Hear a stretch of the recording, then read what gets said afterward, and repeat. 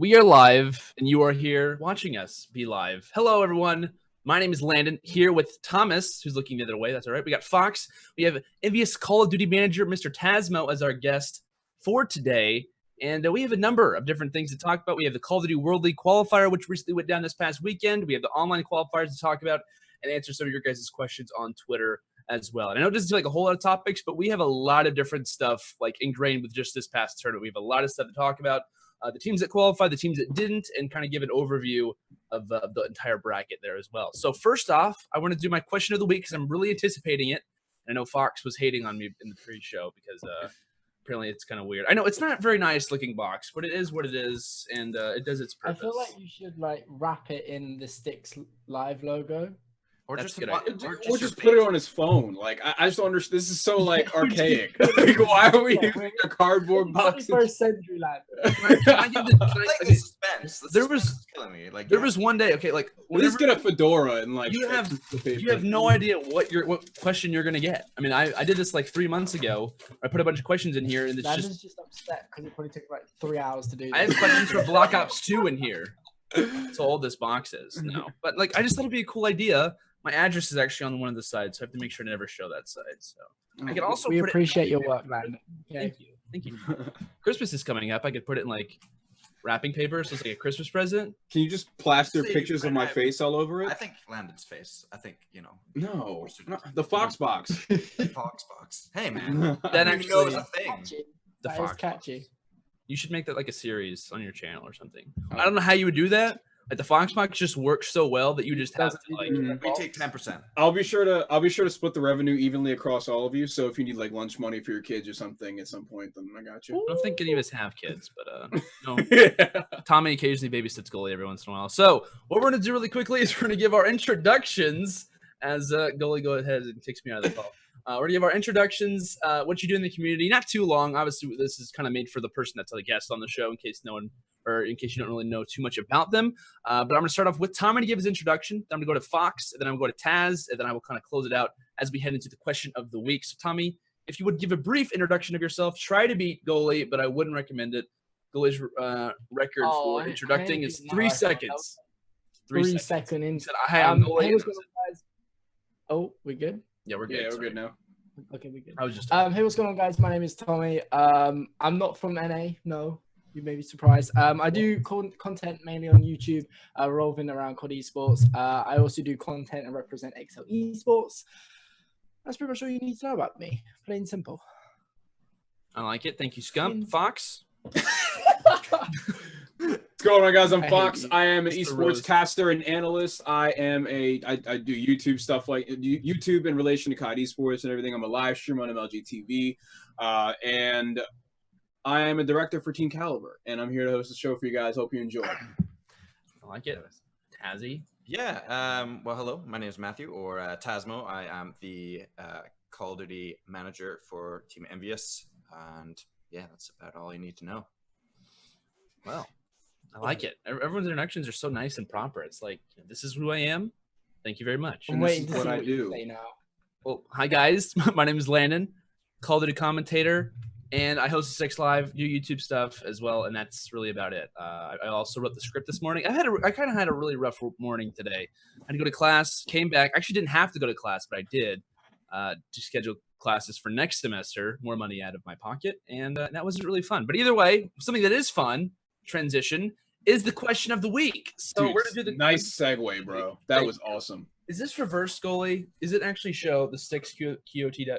I don't know if that's reversed or it not. shows it correctly. It shows it correctly? Nice. Okay, cool. So we have 3 questions. So we got to keep this going here. Okay, we cannot let this die. Make sure to use the hashtag STIKS, not with a C, with just STIKS QOTW for question of the week. Tweet at me, anyone in the Sticks fam or the TheSTiKSLive Twitter, and we will put your question in the box to answer.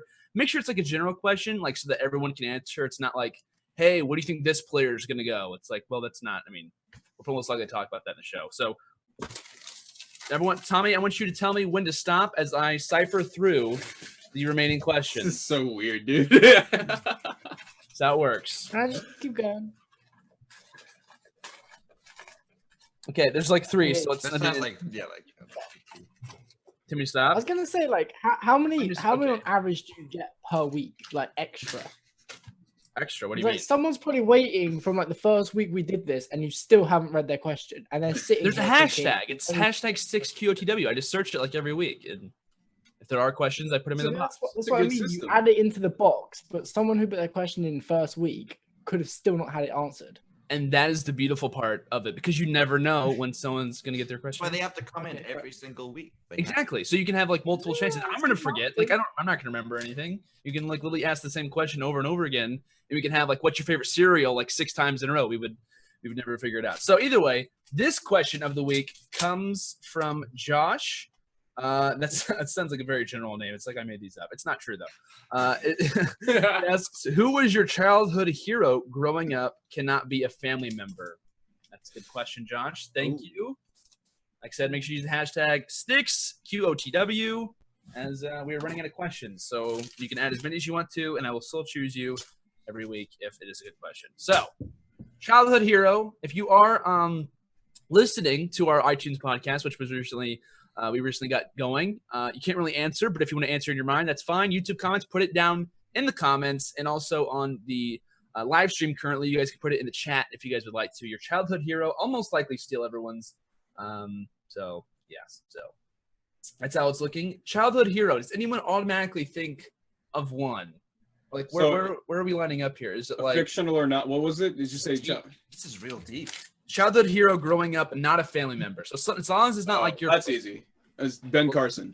When I was a kid, it was Ben Carson, 100%. When I was a little kid, I read a book on Ben Carson, and I also had to play Ben Carson in a play when I was in like second grade maybe. And Is it silly if I don't know who Ben Carson is? Is that no, not really. Like, Not really. Absolutely stupid. He's only in like the president of the United States. He's not actually the president of the United States. Yeah, He's running. I'm not that. It's funny enough. He's a neurosurgeon. I wish I hadn't answered that question. He's trying to become the president. There you go. Tommy or Taz, do you guys have any childhood heroes? I'm gonna say it can be Go to fictional. Taz. Let's take it I've got nothing. Yeah. I'm sorry I stitched you up. I've got all right. nothing. Well, to be fair, I mean, there's also obviously this isn't my actual answer would have been something to my family, obviously, but since it's not that, which makes it like I don't know, probably John Cena. That's actually pretty solid. No, probably like I don't know. There's a lot of actors I liked and I married, and like specific DJs and stuff. They weren't like my hero. I don't know. There really wasn't like crazy hero. I really liked Jim Carrey for a long time, so he's still one of my favorite actors and stuff like that. So always watched all his movies and like The Mask and all that stuff growing up was awesome. So I don't know. There really wasn't like an idol. I don't know. I really didn't have an idol, I guess. But that was definitely more family question stuff for that one. I know what you mean. John Cena's up there though, for sure. Okay. Oh yeah, John Cena's up there for you. Nelly's got to be my second. Nelly, you said? Yeah, it was definitely Nelly when I was a kid. Like, why was he your hero? I don't know. I specifically remember being a huge fan of Nelly, especially when Air Force Ones came out. That song, oh my god. I want to be exactly like him when I grow up. So Yes. or Ben Carson, either one, basically the same person. Nelly, I'm sure, could do range Right. things. I don't know. All right, Tommy, I have mine. Unless you really want to go right now, or unless you're still thinking, you're probably looking up. You go. All right. Run, So I had a really weird thing whenever I was younger, where I looked up to Abraham Lincoln. Obviously, he's a great guy, but it's kind of weird in a way to like think of a president as being like your hero. So I chose Abraham Lincoln when I was younger. Like it was really weird how I did that. And then as I got a little bit older, I started to be a massive fan of Jack Sparrow. I was like, I just love those movies. I think it's honestly pretty fair enough. I mean, I just like it. So. All right. So what we're going to do is we're going to head on over to our first topic. Now that we got the questions of the week out of the way, like I said, thank you to, what was it? Josh for the question. Missed the toss in the trash can. We're going to let Tommy kind of give us a little bit of an overview of what happened at this tournament. And yeah, like I said, guys, keep your questions or your answers to that question in the chat. We'll most likely look at a couple as the show kind of rolls on. So I'll go and head it over to Tommy to kind of give us, like I said, a little bit of a format recap for the tournament this past week. Yeah. So, it was just a minor event with like 1.2 million on the line. But yeah, this weekend, I don't understand if you're in this chat and you don't know what happened this weekend, but just to recap it for anyone that kind of was working or away or whatever. 3 tournaments or 3 LAN events even going on this weekend in ANZ, Europe, and North America, with qualification spots for the COD World League Pro Division on the line. Obviously, ANZ in Europe, there was only 4 qualifying spots on the line, whereas North America, there was 8. North America had 16 teams invited, and ANZ and Europe had 8 teams equally invited as well. I don't think we need to really run through the teams, really, do we? Like, we'll talk about them. I think we're going to cover them during the recap and kind of what actually happened. So I'll leave that until then. But obviously, as I said, 16 teams, 8 in Europe, and then 8 in ANZ, and obviously altogether that's 32. It was, I don't know, it was weird for me because there was no winner. There was no winner from this tournament. It's like, we're not like, and the winner of this is Prison, because obviously the winner was the teams that obviously qualified. And to break down the formatting for you guys, it was across the board. It was basically a bracket with inside a pool is the best way to explain it. So there was basically in North America 4 pools of 4 teams, Europe 2 pools of 4 teams, and ANZ 2 pools of 4 teams again. And they broke it down into a bracket so that you'd have 2 first-round matchups, and the winners would go on to qualify number 1. Obviously, the winner of that qualifying for the COD World League. The loser of the first-round matchups would then drop down to eliminator. The loser would be eliminated, and the winner of the eliminate and the loser of the first qualifier would then compete for the second qualifier. And that was a case across the board. And it's something that I quite like. I think it's something different to what we normally see, where you have like a round robin. It's just, as I said, a shame that we didn't see like it go on to something and then we see a winner. I especially annoyed because it was like with North America, like there was only I think 4 matchups on the Sunday, but obviously there was ANZ in Europe going on, and I know goalie would hate for me to like want more, because I know that by the end of the weekend he was not in the best of situations, should we say. But just before we kind of talk over the whole recap or anything, was there any surprise placings from you guys that you thought this team, you didn't think they were going to qualify and they qualified, or vice versa, you thought this team was going to qualify and they didn't qualify? Does anyone have a team that sticks out in their head? For me, Enigma 6 right away. They underperformed incredibly for me. I did not expect them to lose to Apotheon, and then even then, like in a lot of their maps, it just wasn't even close. They were really just getting blown out the entire, run they had in the tournament. I predicted in their pool for it to be Optic and E6 qualifying, and Apotheon was obviously third, but they were so far from what I expected them to be, especially with this being the old SB roster that we saw was incredibly successful in Ghosts for the short period of time they were together. For them to just completely be the worst team in their pool, and they ended up being the worst team in their pool, to be perfectly honest. Yeah, I totally agree. I feel like E6 out of that, I mean, no, taking anything away from Apotheon, because they played absolutely phenomenal that first series. Like, they pretty much wiped the floor with E6, it's fair to say. They didn't seem to struggle. It wasn't like it was a 3-2 series and like they were all very close games. It was literally Apotheon from the start right the way through to the finish. Taz, anything from you? I mean, yeah, I have the same teams being like kind of a surprise factor with E6 and Apotheon doing so well as well. But going back to the thing about, how there wasn't really a winner, I think part of the reason they probably did that is because, the league is going to be the big like decider. Yeah, I mean, you had the Totino's thing that was like, oh, well, this team won, and it was kind of a different format, blah, blah, blah. Would have been nice to see it, especially considering like I would have loved to see the top 4 teams out of each group go at it, at least in NA, because like I think that would have been a really cool thing to see. I think like an Optic Envy matchup would have been awesome. I think Phase Rise as well. But I think they're really waiting just to build up the whole league that's going to be happening next year. So that's just Okay. Yeah, I get what you're saying. It's a good way to start it off. I think that the way we're looking at it is like it would have been nice to see some sort of cash prize at the end, because it's kind of like for us. Yes, technically there is, but like for us who are invested into the scene and we're well aware of like how big of a deal it is for them to qualify. Some people at home that might have been watching Optic or somebody for the first time will be like, "So that's it? They don't play anymore? Like where'd they go?" There were like a lot of people asking in the chat, like, so 2 matchups and that was it.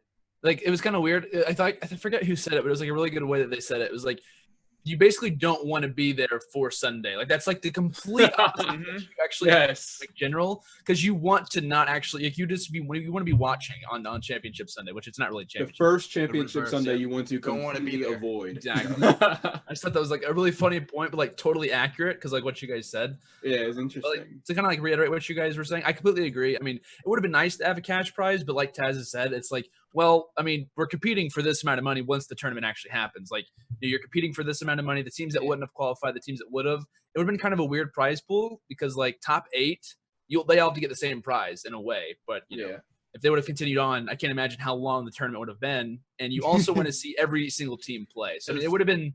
It had to been like a 4 or 5 day tournament, at least in my opinion. If they would, We wouldn't have a show right now. At the same time, for me, it was really interesting, like the way it was. It was like it was a good way to break the monotony. Not really monotony, but like just the standard way that it has been done. The best teams make it till Sunday.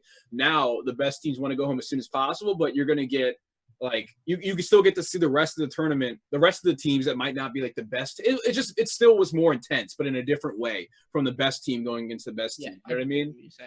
It was really good to see. It was really good to see actually being at the event myself, like on like Saturday, for instance, right? When we had qualified, we'd come back to the place. Like they had a really cool setup at the event. They had like 48 warm-up stations at the hotel. Wow. Like it was crazy. Like they had really like it was awesome for the players. They loved it. They literally the day we came in, people were already there playing 8s and stuff like that. Like I saw Hits played one and he got absolutely murdered. I'm just he won't agree to it. No, he didn't. Sniping, I guarantee. No, he tried to, but he actually like they actually played. It was him and like a couple other people. But the point is like on Saturday when we had qualified, you know, we were all just good, you know, having a good time. But then you walk into that room and everybody in that warm-up room right now is the people who didn't qualify just stressing out, like really just grinding. It's just a weird like it was just weird to see like on a Saturday. Like normally like most people are still in the tournament and then it's like they are still in the tournament and they're having to go through it. And then on Sunday, a lot of the qualified teams, like FaZe was there, we were there, we were all actually watching the games as well. Just because like it's intense. Like these guys, still qualification. Like, this is honestly some of these players' livelihood completely. I was just about to say they're pretty much playing for their employment over the next couple of months. Like this weekend, they'll have to risk it and hope that they can do at least as well online. You know. So it's definitely a scary thing, but it makes it for a very intense experience at home. And some players and teams like some players and teams like you know certain players that didn't make it, they might feel confident going online, but anything can happen online. And then there's also some of those LAN teams that like they're like okay we have like for instance like an example is TK. Like we were like you know TK hasn't been like greatest like even us. So TK and Envy on that group.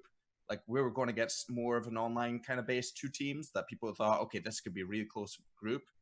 And like, if we hadn't made it like, or TK, you got a little question mark. I'm like, okay, well, neither of our teams has been performing. So I was like, okay, well, I was talking to Kostov and he was like kind of worried. And I was like, look, you'll be fine.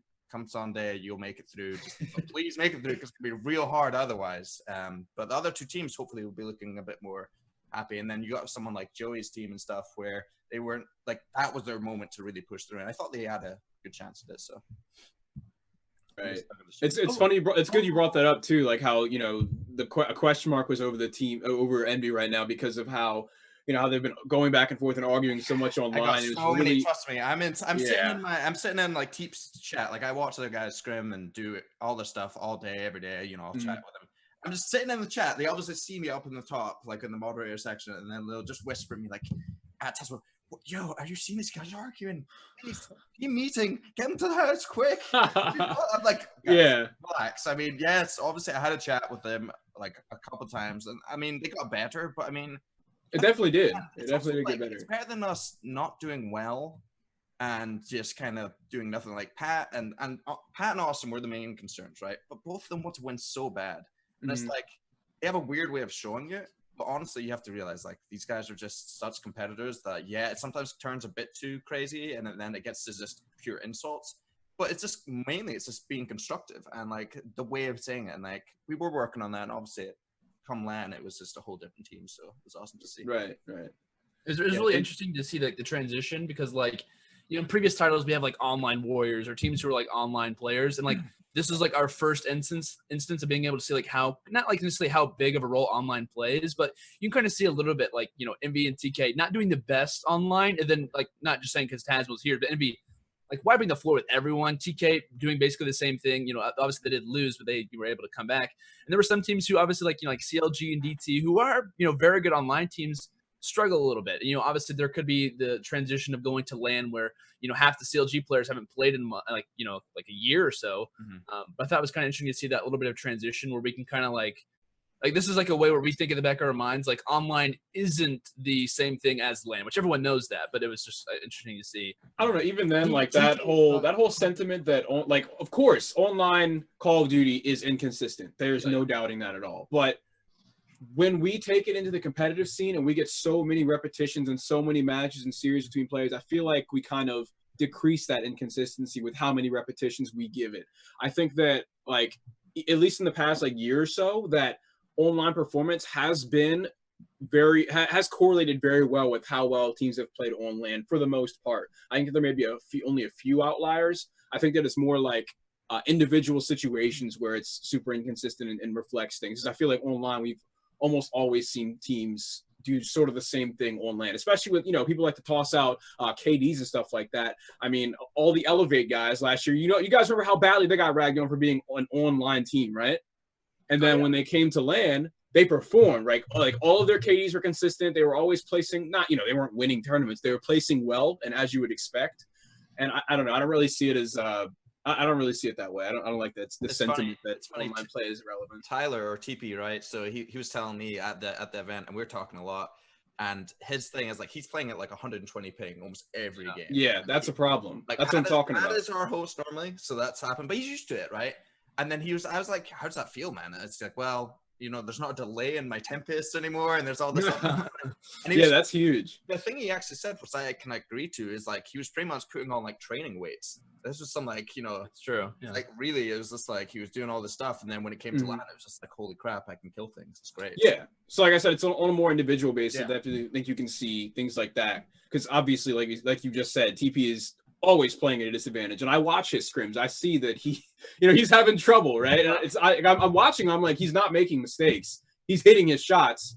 It's just not working. So I definitely see it. You know, you see the inconsistency, but in a bigger sense, it's, I don't know. I feel like we still see the best team do the best in both situations. Well, I remember like kind of adding on to your point a minute ago, Fox. It was like, you know, like online players aren't necessarily like online only. Like I remember whenever Temp was on DT for a short time, and everyone was saying like Temp is the most online unkillable dude ever. And then the first LAN that he has the highest KD out of everyone. And then behind him is Octane, who the previous event was the biggest online warrior. So it was like, in Advanced Warfare, I mean, it was a little bit different, but you see that little bit of correlation where, you know, sometimes online can play a factor, but sometimes players are just good. Like they're just sometimes where players are fantastic, and then obviously some players like Teep, for example, you know, massively struggles, you know, online too. So. Yeah, I'm pretty sure that Temp had at least a 1.2 KD in every event that he played in Advanced Warfare, except for one or two. I think there was one where he had like a 1.14 or something like that. Something, you know, little, but he's pretty consistent either way. Yeah, that's what I'm saying.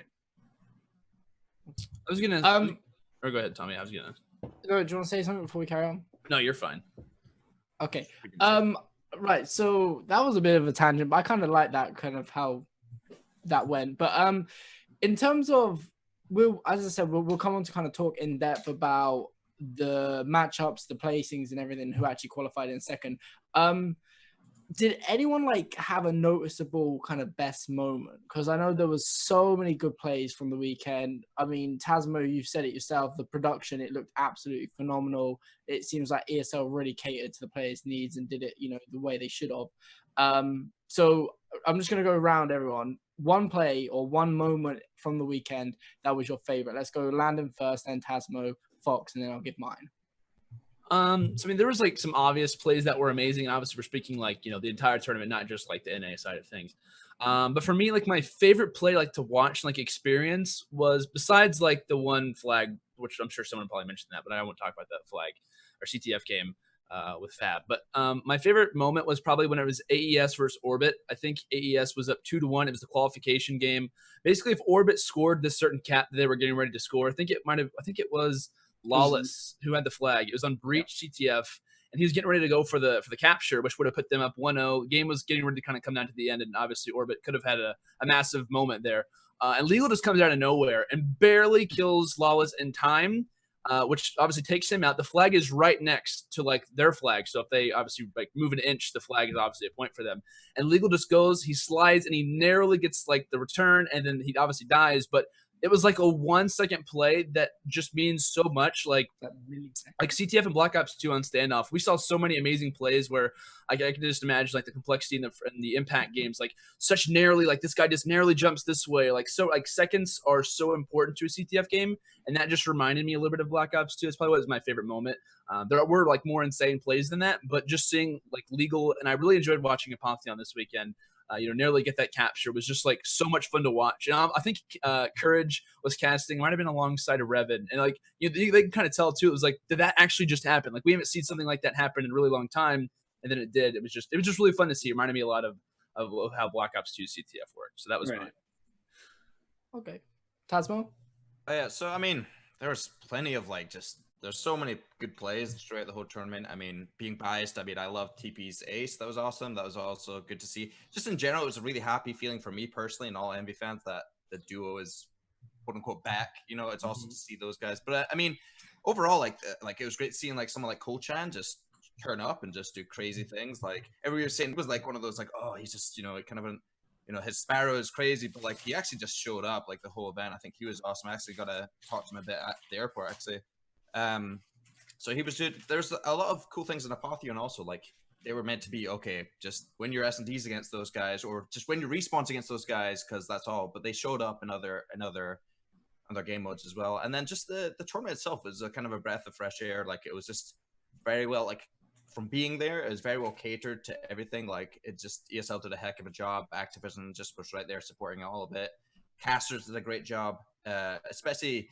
They had to work a lot. Like I'll give huge credit to them. Like they, this is the kind of a new thing to them. Like it was all pick and bans, and this is like the real deal of the sort of tournament. This is gonna be something they're gonna have to do all year long. And I'll tell you that like Courage was like sick the first day. I actually had to look after him for a bit. It was he was really feeling it. It was bad, but like they had to like pick up the slack and like all of them. And it was really cool to see like someone like Chobra come in and just dominate that sort of thing and just like make it like, it felt so natural. It's like he's done it for years. He's also awesome. So it was just a great event. I mean, obviously I can't wait for it to be like a public event, like a, big, big amount of fans and all that stuff, because that was something was missing, but everything about the whole like feel of it did definitely feel like it was just an organized great event to see. So I was gonna say really quickly, I thought that like Chobra, like you mentioned, like all the casters did a really good job. But I have to mention too, like even like going over occasionally to like the European streams and occasionally to like the ANZ streams, those guys did a really good job as well. I know that from the EU stream, like Machine and also OJ Borg are like major guys like the CS community, at least for like ESL casting for CS. I thought they did a really good job as well. Like, and I mean, I know Chobra's been like doing, I think he's been doing like Dota 2. I know he's like kind of like a leader. He's done it. He's like Mr. Do It All. It's crazy. Yeah. So, I'm just really happy to see like, it wasn't just like one area. It was like everyone was super consistent around the entire board. I thought that was like, not something that you're always going to see, but I thought like turning on a stream, I feel like I wasn't like, quality didn't like miss, like going from the ANZ to the EU stream. If you wouldn't have told me that there was a different stream title with different people, I would have never known. Like the quality, and I thought was perfect on. And also just like noticing the production. Some people might not notice this, but they kind of started off like they did certain things that added certain features, but like come like Saturday, Sunday, like they'd added so many cool things. Like for instance, like you'd hover over like someone like Zuma, and this is his specialist, right? And they would put it there, and they would have like the actual specialist right there as the production showed. Yeah, and, like, it's so cool. Small things that are just awesome about that. I mean, yeah, sometimes it's the card casting still needs a bit of work. Like that's what. Oh yeah. Like that's still kind of confusion. Like the fact I'd like to see some. It's obviously been worked on though, so that'll be awesome. Once I just feel like we're so early into like the whole season. We haven't technically started the season yet. Like I just can't wait for next year. Like honestly, it's gonna be great. Yeah, I'm glad you brought that up. Like the production across the board was amazing. I was very entertained by just the production alone, aside from the gameplay. But a big thing is, the glitches and everything with Codcaster that really took away from the viewer experience in games. You wouldn't have. Sometimes this is the first time I had seen this, and I'm casting from home for game battles and stuff like that. The kill feed just disappeared after a while. That was so weird for me. It just wasn't there. So that was a bit of a problem, as well as, the mini map with how there can be 5 people on one team at some points. The colors can flip in the kill feed when it's there.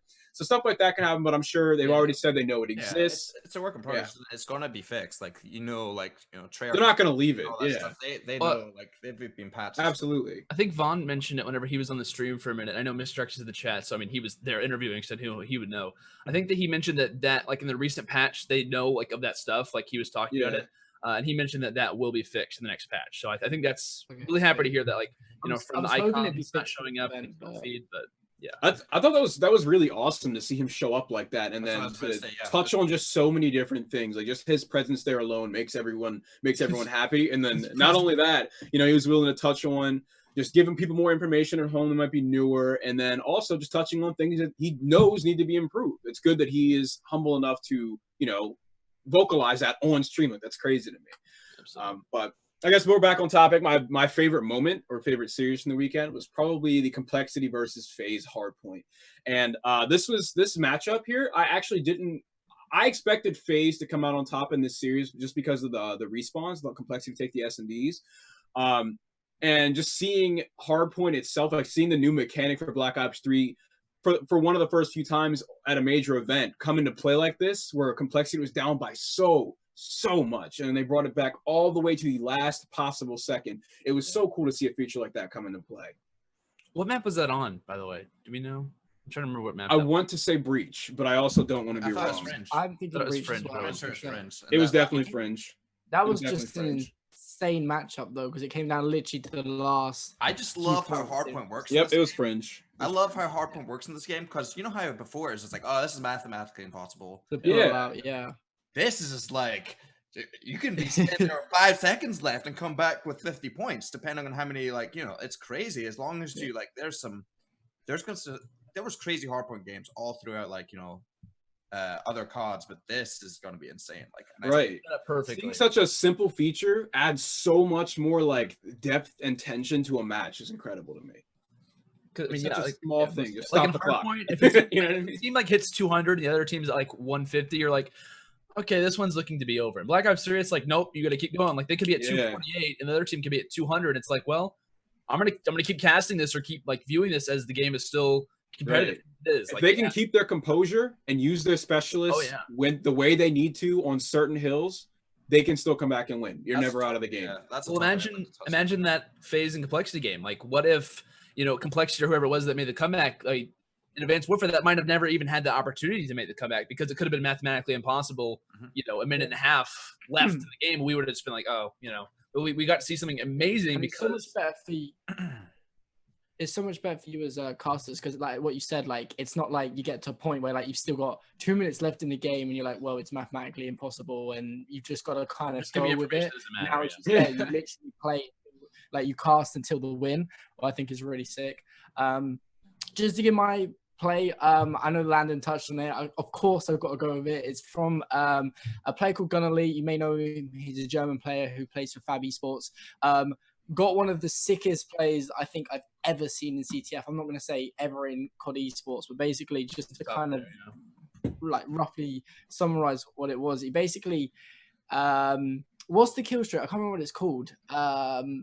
Cerberus? What is it? Cerberus. Cerberus, that's the one. Cerberus. Cerberus. That drives me crazy. Call it Wally. I'm just gonna call it. Let's just call it Wally. It drives me crazy to hear Cerberus and stuff. Anyway, Josh was controlling it and basically camping his flag. Gunnerly just comes round and walks round it as if it's nothing, and then slides into the spawn building on Breach, and then gets one kill with the pistol, turns on someone, gets another kill, and then gets to the other side, gets the flag cab, then runs all the way round, gets to kill the flag, gets the flag, kills another player, and it's basically all over by that. And this is in the last couple of 30 seconds or so on the CTF, and at that point, Splice, who they were playing, were up 1-0 in CTF, and I think they would have won it if they continued with that lead. But obviously the two caps turned it in favor of Fab, what was just insane. But let's kind of get into a bit more in detail in terms of what actually happened. So I'll well, we'll go through region by region because otherwise it gets a bit confusing. Because we start off by saying, you know, the teams that qualify, then go and picking and choosing. So I guess we'll start off with North America because it kind of makes sense. So in case you didn't know, the teams that qualified, it was in fact OG, Apotheon, TK Envy, FaZe, Complexity, Elevate, and I think I'm missing a team. Who am I missing? You say Complexity? Is it Apotheon? Rise? I said Apotheon. Rise? Yeah. That's who I'm missing. Yeah, them 8 teams. They were them 8 teams. They were the 8 teams that qualified. To go a little bit more in depth, obviously, we'll, I guess, go pool by pool, kind of talking through what actually happened. Because, as we said, E6 not qualifying, in my opinion, and in Fox's opinion, is a bit of an upset. Landon, do you want to go through Pool A? Obviously, we had Apotheon. I wouldn't call it an upset.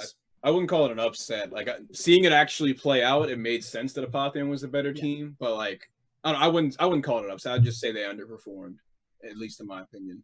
Yeah, I know we kind of touched on like which ones were upsets, but yeah, like basically E6 Gold, Apotheon, Optic, and Orbit were obviously in Group A. We ended up seeing Optic and Apotheon, come out. Orbit, GG, and E6 Gold not making. I know we kind of talked about like why, what things were kind of a surprise, but kind of coming into this tournament, I know I'm not going to talk about it too much more because we obviously already did, but like even like watching casting over Apotheon, they were just so willing to grind. Like they would like every tournament.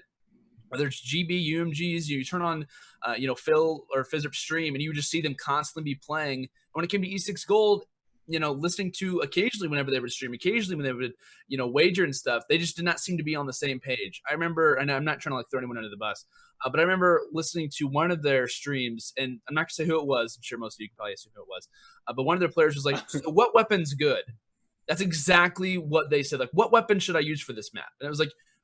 And they were at that point 1 week away from leaving to go into that event. And after that, I was like, oh, God. But, like, coming into the event, I was thinking, oh, well, E6 Gold, it's the old strict business team. They're really good. Everyone knows who they are. But when it came to the first hard point, they beat them, I think, by, like, 40 points. Search and Destroy, I think they 6-0'd E6 Gold. And then they ended up winning the uplink, I think, by a couple of points there as well. So I think that was probably a major surprise for everyone. I don't think anyone's too surprised about Opti Gaming basically going 6-1 in their overall maps and obviously qualifying, but it was that pretty good. Shouldn't surprise anyone, right? Yeah. I mean, I wouldn't think had a chance, like not discrediting them. Like they did have a slight chance in that first qualifier. They played pretty well, but obviously, as we all know, OG were just the better team. But Apotheon did then go on to qualify. Touching on E6, like. From you guys watching them, because I didn't really get to watch too much of them. I got to watch their series against Apotheon, where obviously they didn't really seem to, they were like non-existent. But like, if you could pick out one characteristic from this E6 roster that you like made you think like, if they just improved that, or like if they just did this or whatever, they would improve significantly. Was there anything that you noticed that they were doing considerably wrong?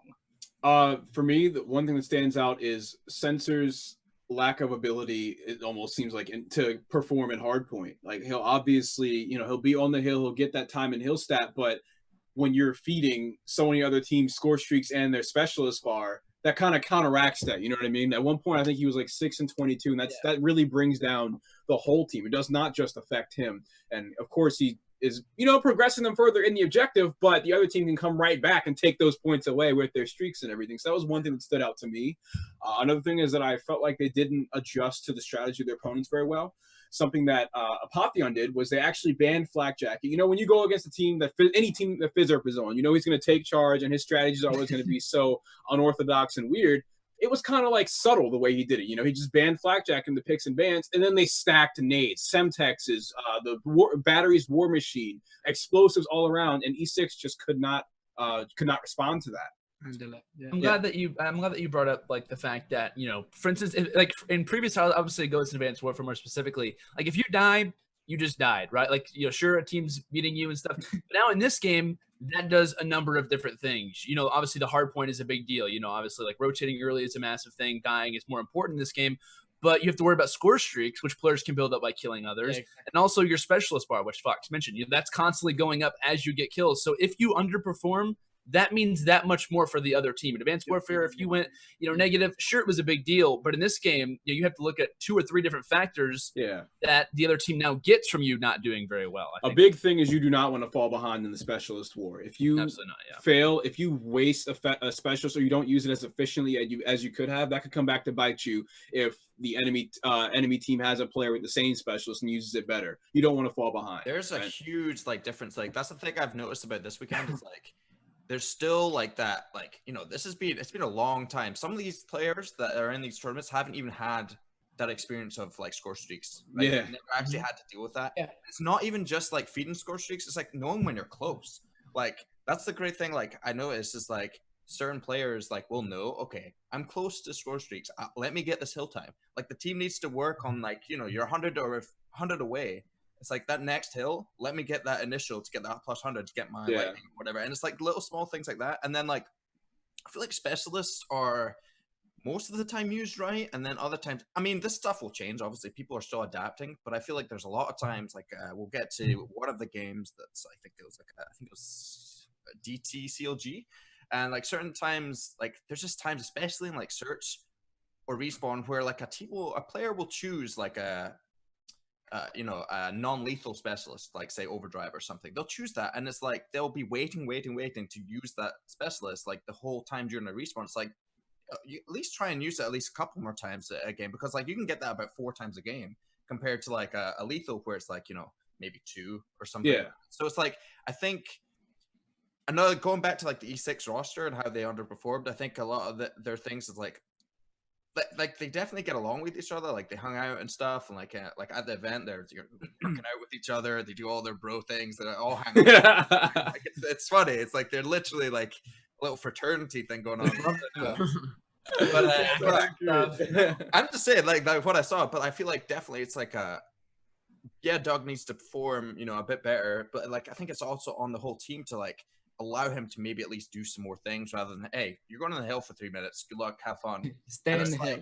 Like that was the thing with Tyler. It's like online, yeah, he's not going to be getting as many kills, but online he's just as good as anybody else on the team to get those kills. And it's like we talked to them, it's like, yo, we need you guys to at least, you know, get more than like 40 seconds in the hill. So we're trying to at least make it a little bit better for them. But I don't know, I think I don't know. It was shocking, but you can definitely see where the flaws like why it happened, you know. And no discredit to like the likes of the rest of the teams playing against them. Like they also performed. Oh yeah, as well. Absolutely. I remember I definitely saw like a lot of.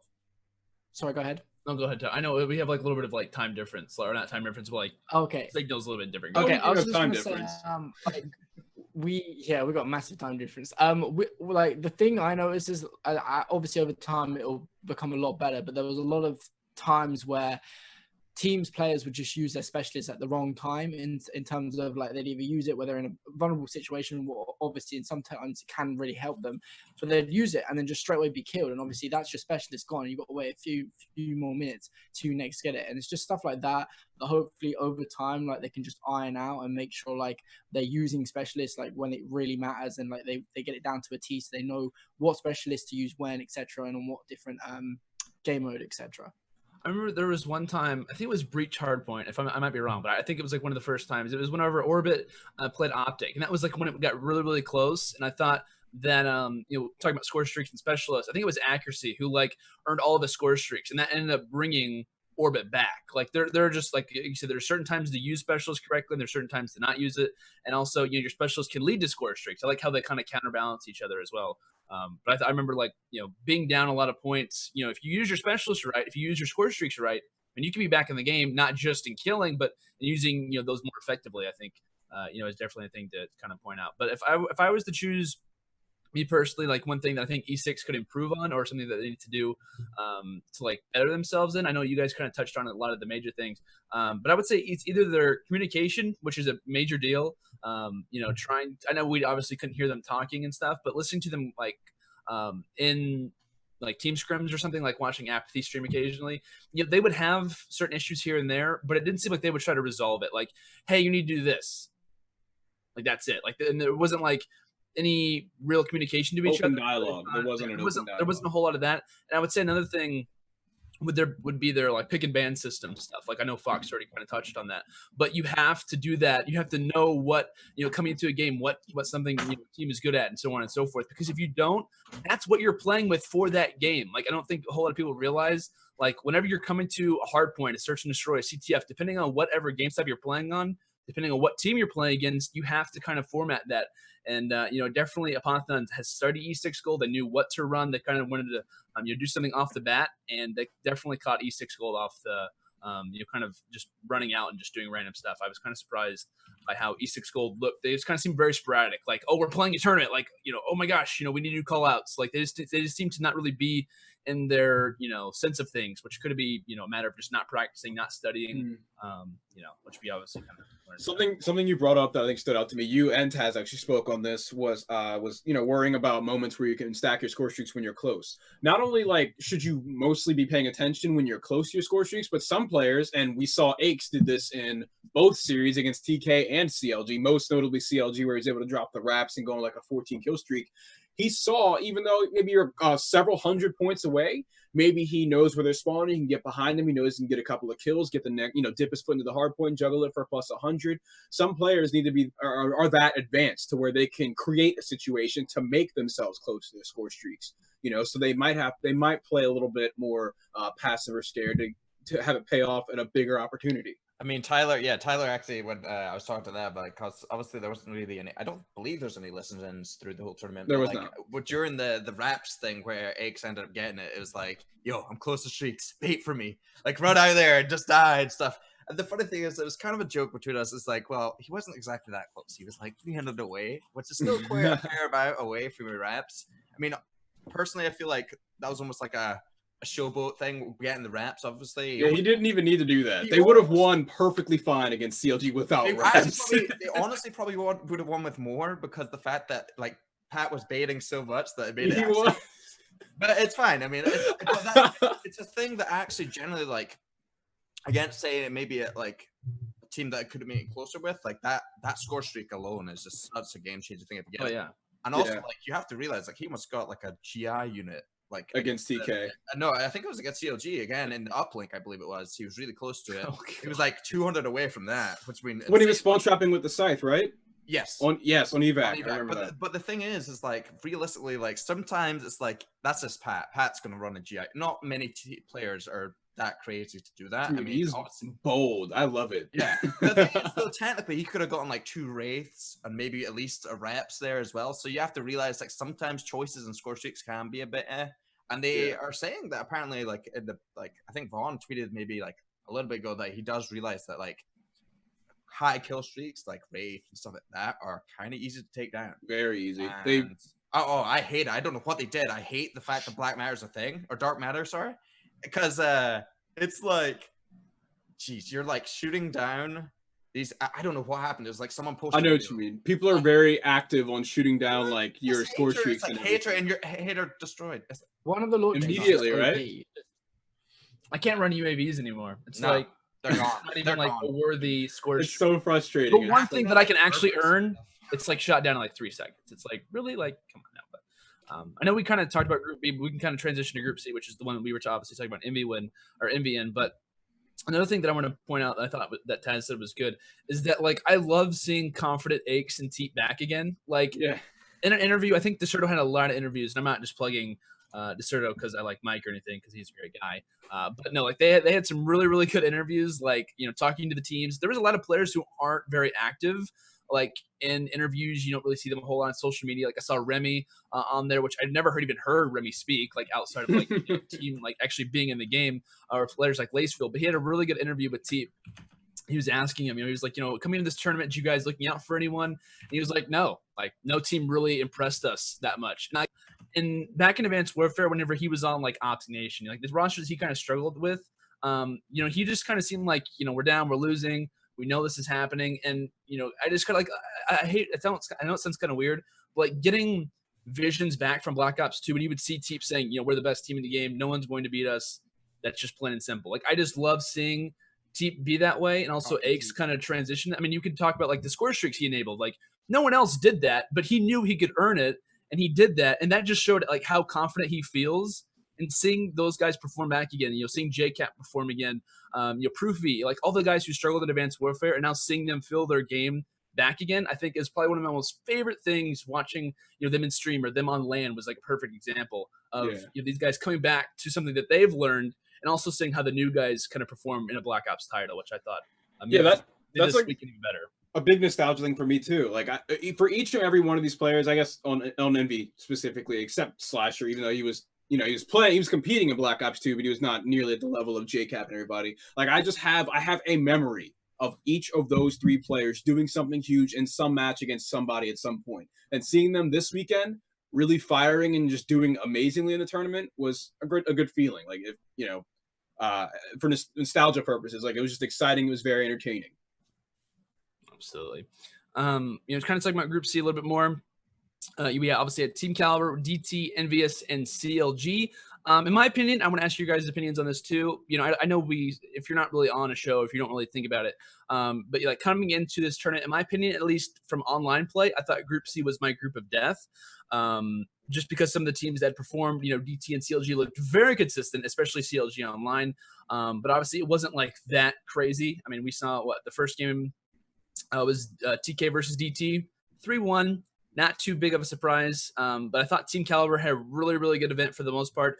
They obviously did end up losing to Envy, but they came back and obviously were able to beat CLG. But, from Group C, was there any team that you guys thought might actually qualify? Like, in my opinion, I was thinking CLG might, but that was obviously just from online play. Didn't really know what to think. But was there any teams besides the teams that obviously qualified that you guys weren't, were maybe a little bit, kind of like debating about? I was curious. For me, I predicted TK would definitely qualify, but then I wasn't sure it was either going to be DT or Envy. And the only reason I had any doubt for Envy was because of their recent online performance and because of their issues with chemistry and everything like that. But I didn't think that it was enough for me to put them over DT for my prediction. So I just settled with, I know TK is going to make it through, but I don't know what's going to go on between DT and Envy. And it was made very clear after the first series for both of these teams who was making it through. Me, I was actually certain surprises. I mean, it was awesome seeing Methods kind of back playing because he had some really good performances, even against us. Like at the start of the Breach Hardpoint, it was like, holy crap! All right, Methods, calm down, relax. Like they were up by like 40 points. I mean, obviously it changed, but it's good to see him back, and it's also awesome for him to actually be able to compete at a World Championship this year and everything else. So that'll be good for him. The whole DT, CLG, both of those teams, like they're pretty evenly matched. Like that was actually an exciting thing to watch. It was interesting as well. Like certain, like some of those matches, especially the last search going round 11, I believe, right? And it was crazy for that. But I mean, as far as like TK, a surprising thing, I was talking to like Neslo and stuff about it. It's like TK, at least in Black Ops 2, especially, were actually quite a renowned good search team. I don't think they won a search besides like one. They didn't win many searches at least. Like they lost to us pretty handily. They lost to DT the search, I believe. They lost the search to CLG too. Exactly. Like, and they were like, yeah, we're not good at search. And it was just weird because like Sharp has been known as like one of those like mainstay. Neslo as well. Yeah, Neslo's been fantastic in especially in like Ghosts. So it was just so weird and theory with the snipe. I don't know if you guys saw that snipe on like the train. I did. Wall around the train and popped. The rock. Yeah. So I mean, theory, like the performance of TK, I think they definitely will be a solid contender. Like I think that they'll be through the year. They'll be a solid team. Like it's not gonna be like Advanced Warfare, like how they did last year. But like I think they'll definitely be one of those teams. I never really called it Group of Death just because I had such faith in our team. Right. I've been talking to the team. I can't not support them. And my main thing was like, look, like Teep's not gonna lie to me in that sense. He was like, look, we're gonna destroy them. And I was like, okay. Yeah, and they did. Envy ran straight through everybody that stood in their way. That's exactly what happened. My personal Group of Death was Group B, just because all those teams just scary lineup. Like I mean, Three's Up maybe you could say, but like they also have a lot of players that put a lot of time in the game. Each player was very inconsistent. Like each player had their moment throughout their series where they were just. That's just more of a team and experience and like just being on the big stage. I feel like for them, but like that team would definitely. But I mean, it showed up how I expected. I mean, DT, CLG would be interested to see if either of those teams make it through the online qualifier. I mean, that'd be something to look into. I think both of those guys have a really strong case on that. But yeah, I was happy with that one. I think there's still a lot of work to go. I can't say you can predict, oh, these guys are going to be the best team. This is going to be good. It would have been nice to see like I said, going back to like tournament format. Imagine if there were like that would be awesome just to see. Like if you're looking at those top 8 teams that are qualifying, right? You put those guys into like a winners bracket or right or something like that. There's some good matches like that's. But You like can't call the winner. you can. I mean, even like the top 4, I would want to say are the top 4 that made it first out of their group. But even like the likes of Elevate, TK, who also made it out, it's like, you know, I don't know. It would have been awesome to see, but like I said, that's what next year's for. So Exactly. I want to bring up really quickly, you know, kind of, I know we were just kind of skipping through groups and stuff, but coming from Group B, were you guys at all surprised by Luminosity's performance? Because there was a lot of people who were like, you know, Luminosity looks really good. You know, their hardpoint game is pretty decent. They don't seem to be really bad at anything. You know, Proofy's really good. I know Proofy had like a couple allergies or just had some sickness overall, which, you know, could have led to a couple issues. But were you guys surprised at all by Luminosity? Because I personally, like, coming into this tournament, I watched them play a little bit. I watched them play against CLG, and honestly, I mean, CLG is most likely going to win that. No offense to LG or anything, but they just seem to really struggle. Like, I mean, their hardpoint game. I feel like if they lose their hardpoint game, and if they're playing against a team like Elevate or like a team like DT or CLG who are actually good at search and destroy, I mean, they kind of set themselves up for failure in a way. And they're also a very solid SMG team.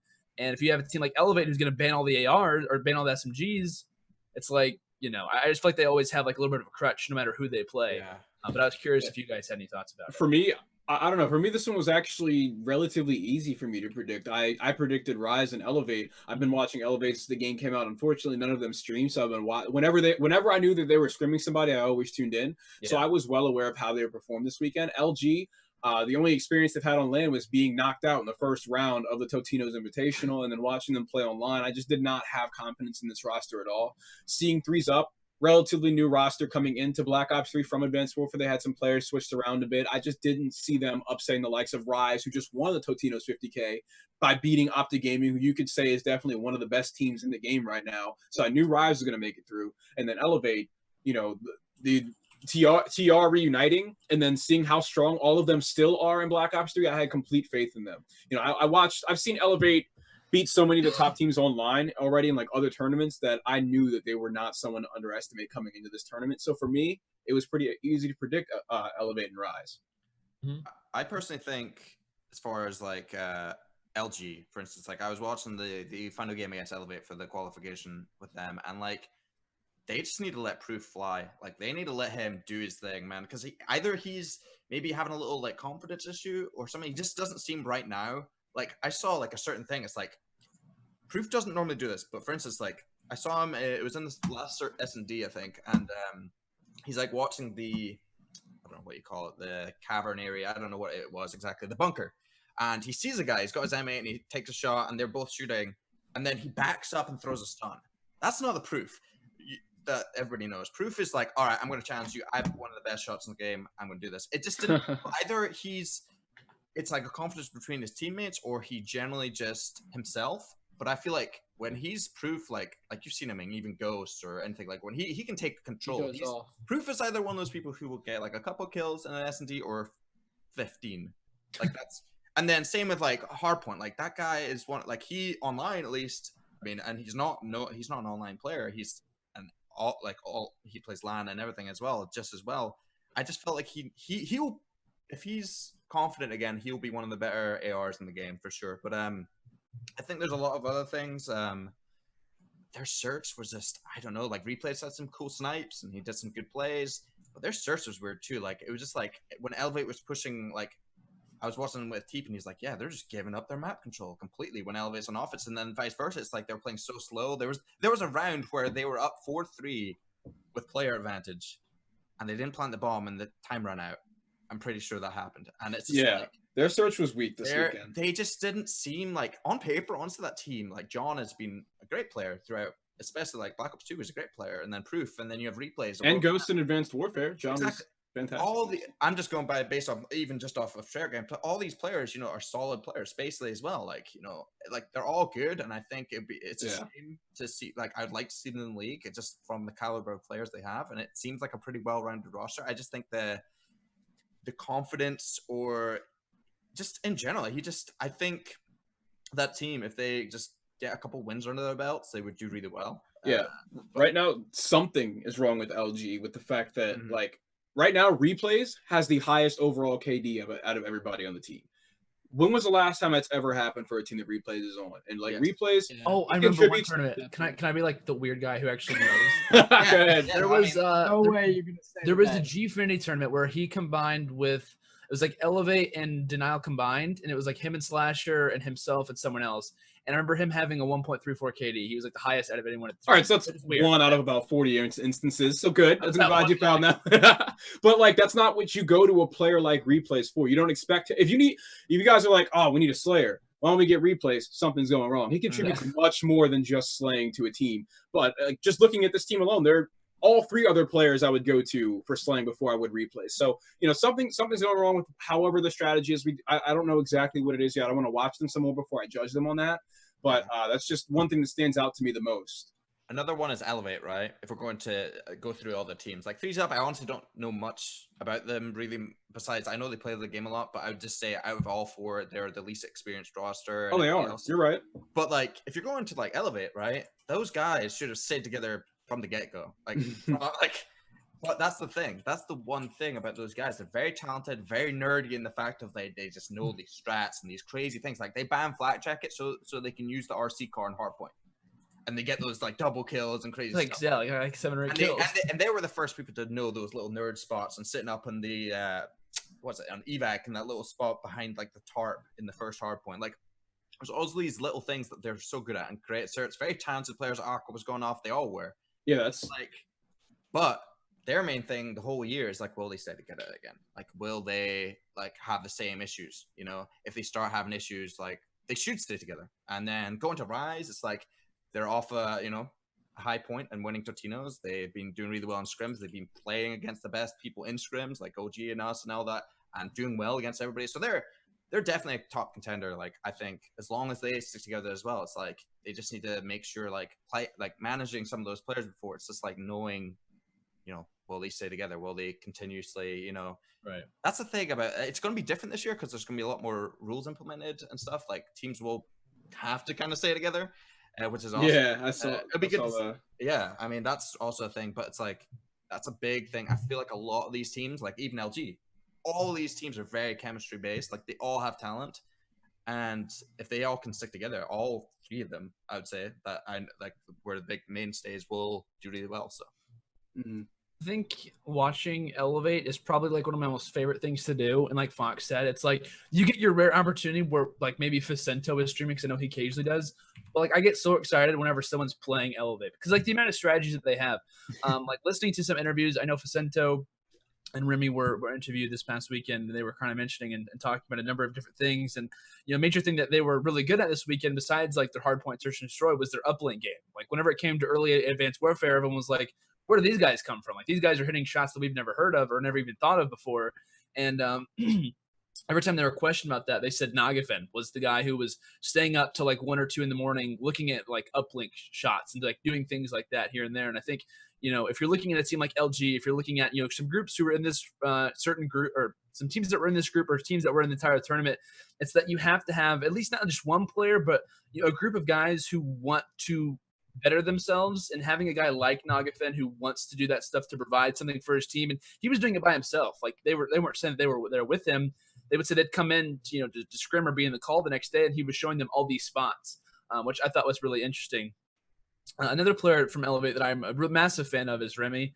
I never get to hear him talk very much, so having him be like an interviewer or be interviewed this weekend was like amazing. But he kind of reminds me of Teep from Black Ops 2 in a way, in the fact that he is like obviously like an objective-minded player, but he can also slay just as good as like everyone else, which Teep was very well known for doing that in Black Ops 2. And I was talking about Nagafen, and I think they also mentioned that Facento is like their main leader. Like when it comes to Elevate, they said like, whenever we play, it's that we just go to have fun. We do what we want, and we win by doing what we want to. It's not we're going to do this strategy, we're going to do that strategy, and so on and so forth. But when it comes to what we're playing, we're going to do what we want to do, and ultimately that's how we have success. And Facento is going to be that guy who kind of leads what we do. And I think it's really it's admirable to see, because in such a young team like them, to be able to make those own assessments and not have to have a veteran in the scene or a veteran on the team, which a lot of guys need that. Like a lot of guys need to have that veteran player or maybe even two players who tell them what to do. It certainly helped Epsilon at the end of Advanced Warfare when they got Parasite. Exactly. And then having like these 4 guys who are just so talented. I mean, major props to TR for even putting those guys together. And those guys realizing that, hey, we're a young team, but we are so good that we can do basically the same thing as what these guys who've been playing this game for 2 or 3 more years, like longer than us. We can still do that. I thought that's like, I don't know what it is with Elevate.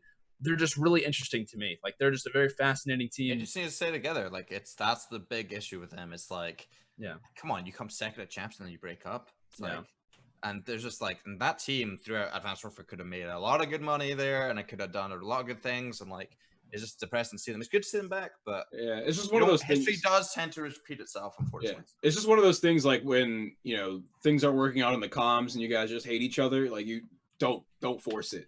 We saw with EG's breakup, they ultimately fell apart because they just started to hate each other and they stopped winning. So exactly, I think the reason why they broke up in a way was obviously due to the MLG Pro League. I think it was not that relegation tournament. It was like an online thing where you would compete, and it was them versus Optination. I think it came to like Game 5, Round 10. I remember it actually like kind of weirdly, but it was like on Biolab Search and Destroy. Optination barely beat them, and that kind of like knocked TR out, I think. And then after that,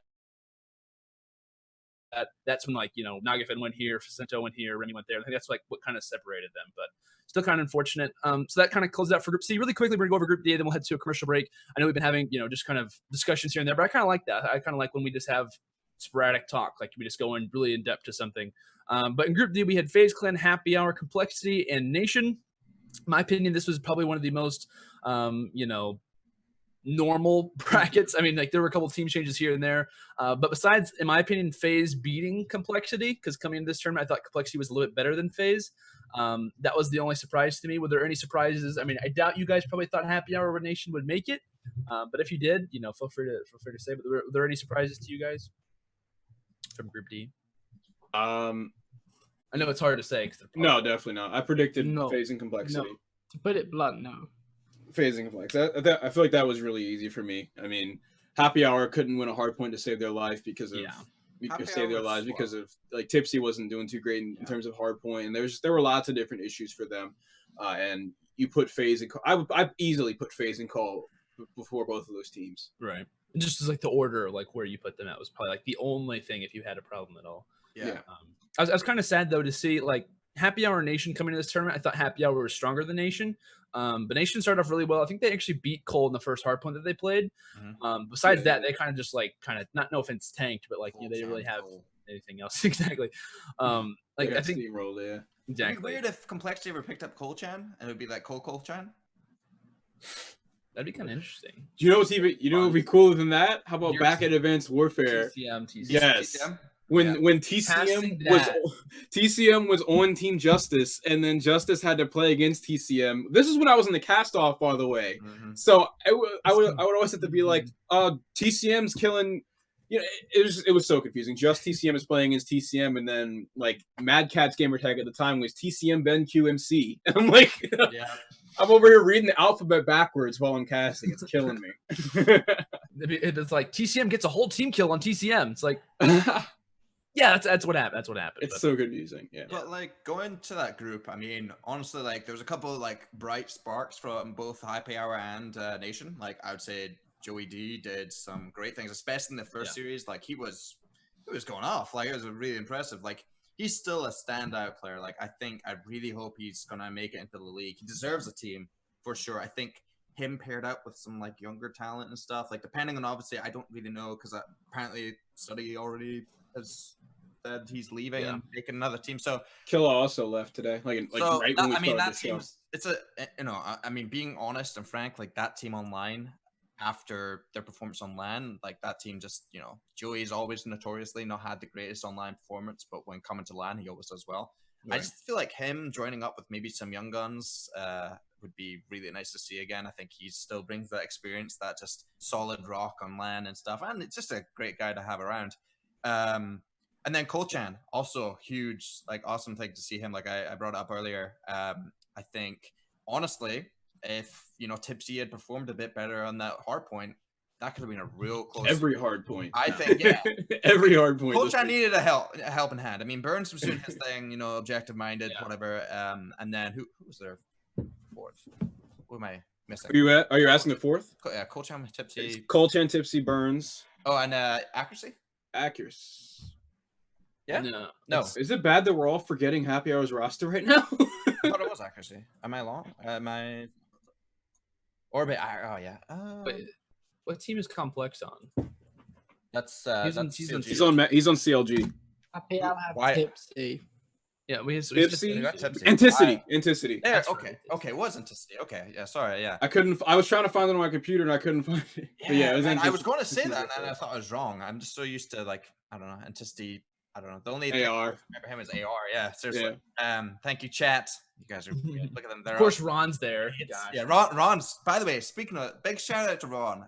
Not many people know, but that guy did phenomenal things. Like, he was pretty much one of the biggest organizers to make all this production and everything run so smoothly. Like, honestly, he was sweating bullets, but like he was amazing stuff. So getting the chance to work with him at MLG is probably one of my favorite things. And now it's just like he's into this, you know, with ESL, and it's just like they're listening to him and he's doing some really good things. Right. But going back to topic, I mean, it's like Happy Hour, honestly, I felt if Ricky didn't make that performance he did, like Ricky had a great series against those guys. Oh yeah. Ricky like inserts and respawn, he was like putting them on their back, which is surprising because you think Ricky's more of like, you know, he doesn't have too many crazy bright performances. He's always just consistent and pretty solid, and that was just a really good showing from him. And then phase 3-2 and complexity, I think it was going to go 5 maps, and I think it's just like it's good to see phase that they're going to still be a team, because you know there was doubts coming into the tournament that maybe possibly like some other team could like surprise them, or at least, you know,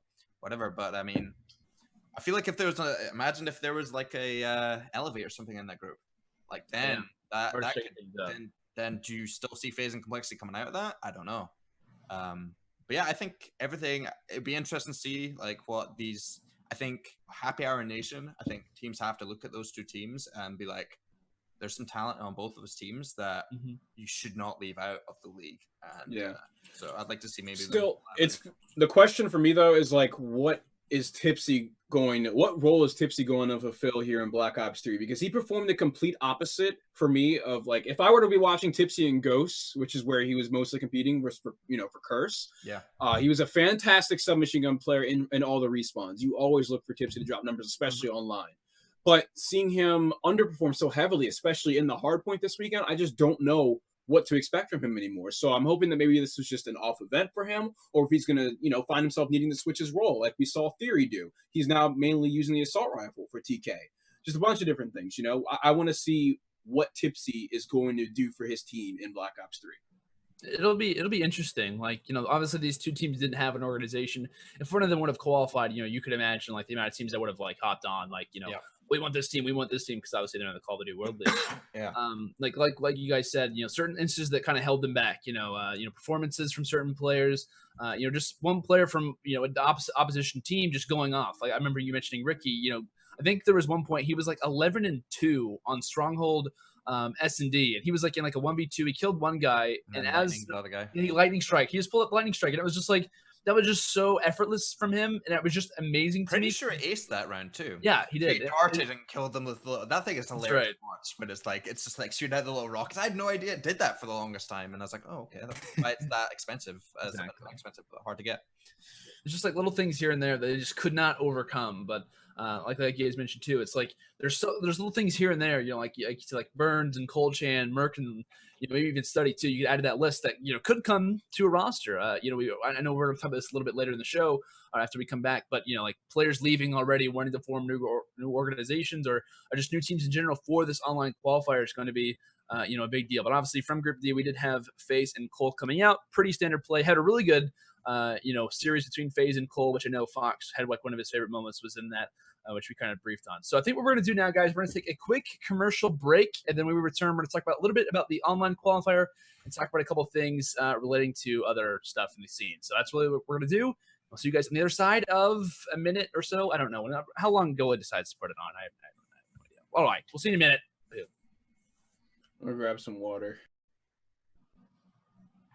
Oh, we're live now. All right. So really quickly, everyone.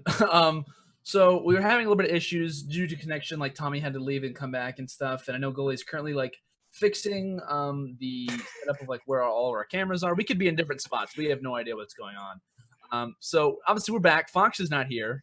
He did take a break. I know we should all get some gloves on. I have gloves. We should. So Taz, you left everyone in suspense. What did you have on your hands? What exactly is that? Loot Crate Call of Duty Black Ops 2 Ooh. 3 gloves. Okay, I can see the 3 there. Yeah, so I mean, Sharp actually tweeted out saying like he was ready to play against the CLG with these gloves on. I don't think he actually wore them.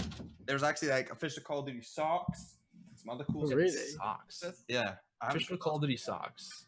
Yeah, they're pretty fantastic. So I think you can actually get that as well. But we got all the pros got it. I'm lucky because I'm not a pro, but I still got them. So but yeah, That's nice of them. I love Call of Duty. They're such great people. Not just saying that because hey, like we're talking about Call of Duty, but they do nice things. But thank you, Von der Haar. I saw Von der Haar was actually playing with Maven the other day, which I thought was fantastic. Yeah, I think like Maven and someone else. I can't. Yeah, that was cool. He's answering a bunch of really cool questions too, and like saying like stuff like behind the scenes stuff. He's like, "Oh, we need to make it so that they can't vote for the last map." Like it's just so. It's just like we say stuff like that all the time, but it's so weird because he can actually do something about it. Like, it's so weird to hear that just casually said by him. Really quickly.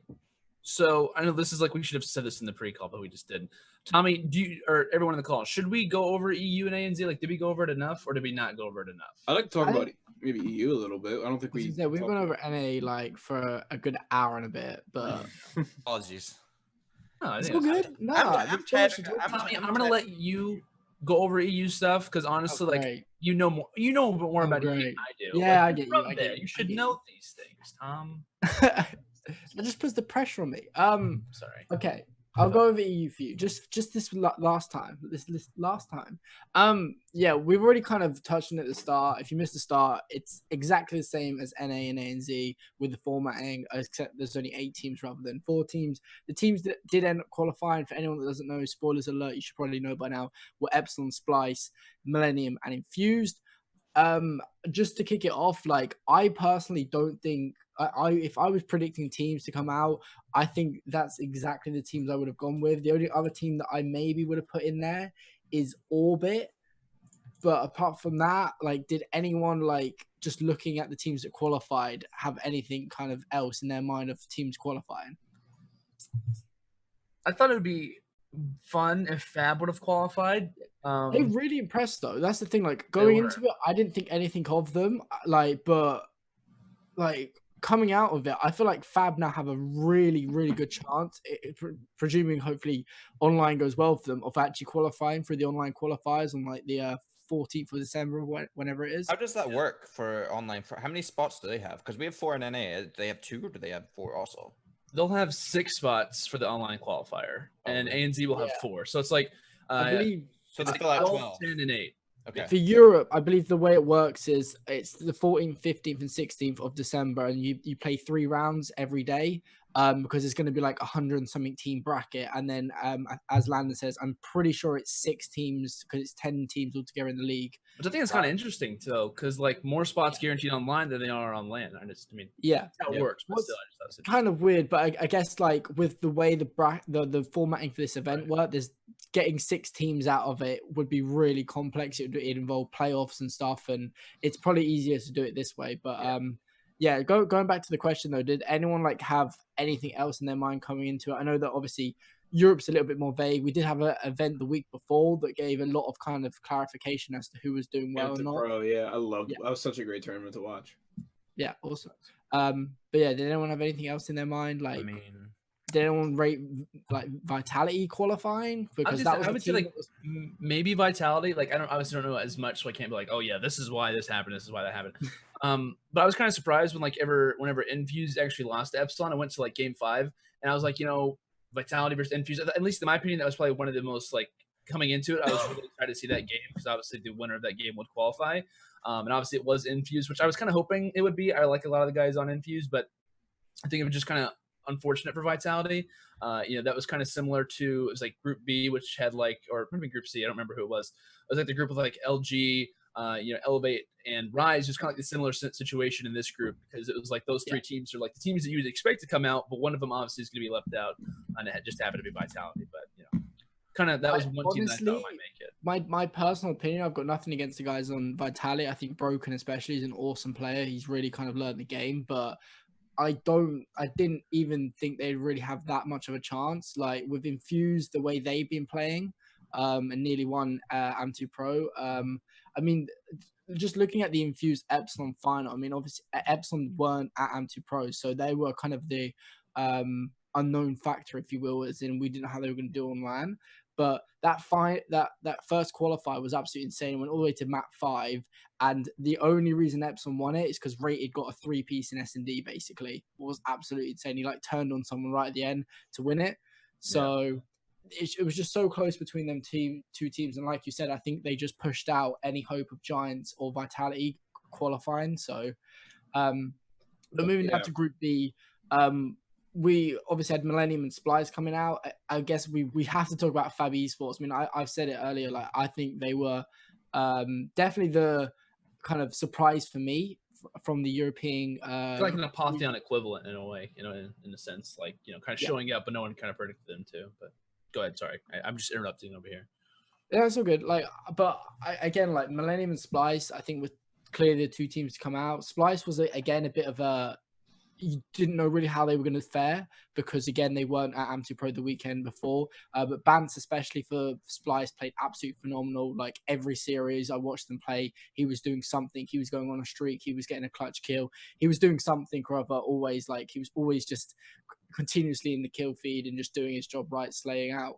So, but yeah, I think I'm not surprised. If anyone's not surprised either, we can kind of move on, I guess, if anyone wants to say anything. For me, I mean, I'm certainly surprised that Vitality didn't qualify. I would not have put Splice before them. I mean, you got to go Infuse Millennium right now. Right off the bat, the best two teams in the EU at the moment, and even through the last couple of months of Advanced Warfare. Obviously, Millennium's roster was a little different in terms of like those three players, because 3 of the 4 were from Vitality, blah, blah, blah, Jared coming over from TCM, things like that. Like musical chairs in Europe. Yeah. But you have to put Infuse and Millennium up top. Like, even after watching AM2 Pro, like that's if you don't have those two teams coming through to qualify, what are you doing, right? Now the next two, I just look at it, and I look at it in terms of individual, just how I've seen them play throughout the past several tournaments, because I couldn't watch every single EU match as well as every single NA match. But I have seen these players perform throughout in the past, so I was familiar with everybody on Epsilon. I got to watch a couple of the games this weekend, seen them go to Game 5 with Infuse and things like that. You can get a good gauge for their ability in the game, especially with how you've seen them perform in Advanced Warfare. So that's why I also included Epsilon, just because seeing Joe and Raid on that team, I had to go with that squad. But Splice, I would not put them before Vitality in any sense. Seeing Go Toggle on Vitality kind of stands out to me, but it's just kind of, I don't know. I wouldn't have given Splice the 4th spot over Vitality. I guess Vitality and Splice were in different groups. Yeah, that's the thing. Like, I guess that was the problem. Maybe if Splice were in Vitality's pool, because it was Epsilon, it could have been a lot. Vitality in the same pool. So maybe, like what you said, if Splice were in that pool, so say Epsilon in Pool B and Splice in Pool A with Infuse and Vitality, we could have seen a completely different story, like you say. But from my perspective, from attending AM2 Pro, like seeing Vitality play, I think they placed top 6. And considering there was no Splice there was no Epsilon there. And I mean, the org that I represent, Excel, beat them 3-1, and like it was pretty easy in all fair. I think the biggest kind of downside to this Vitality team is they just haven't kind of grasped the concept of hardpoint in this game yet. They got absolutely obliterated in that series that I watched. But see, I've only been able to see results in post-game, scoreboards and stats and everything. I wish I could have watched every single map to actually see what was going on. But come over to the UK. Come over to it'd be so much easier. But then I'll miss out on NA. No, you won't. It's brilliant. You just stay up late every night. You just stay up till like 5 a.m. Wake up late. Dude, believe me, I wish if I could just exist in every time zone at once and be able to, Call of Duty 24/7, spectate and analyze every region, I would. But I just think the best thing, like the good thing I noticed about EU, it's always nice to see like the old guard just make it through. Like pretty much all the. I mean, I guess you could say, Vitality, those guys have been around forever, a lot of them as well. But like just seeing like the likes of, Marky B still going, and I'm a big fan of Marky B, obviously. Marky B is such a monster, dude. He's great. He's And, such like, an incredible player. It's just great to see, like, you know, it's cool because you see a lot of the people you want to see in the league. You know, you want to see the Swanee, you want to see the George, you want to see the Marky B, you want to see all those guys. I mean, it's always, I'm not one to discredit underdogs and stuff. I mean, but that's the thing. They'll still make it through, I'm sure, a couple of teams. But, like, I mean, I didn't get to catch many games at all, just because the time zone was terrible. Yeah, makes sense. Like, I'm just there to see the games. I have to do a bunch of other stuff. But, like, I've always been a fan of a lot of the players. I talk to them quite a lot. I mean, some of them, like Jared, for instance, I've always been a huge admirer of that guy. Yeah, he was on Envy, yeah. He was on, yeah. I mean, I've always chatted to him all the time, and he's been around in NA for a while. You know, they came here to the Envy lands and stuff like that as well. So, like, it's good just to see the people I've always known and liked in the community to make it through.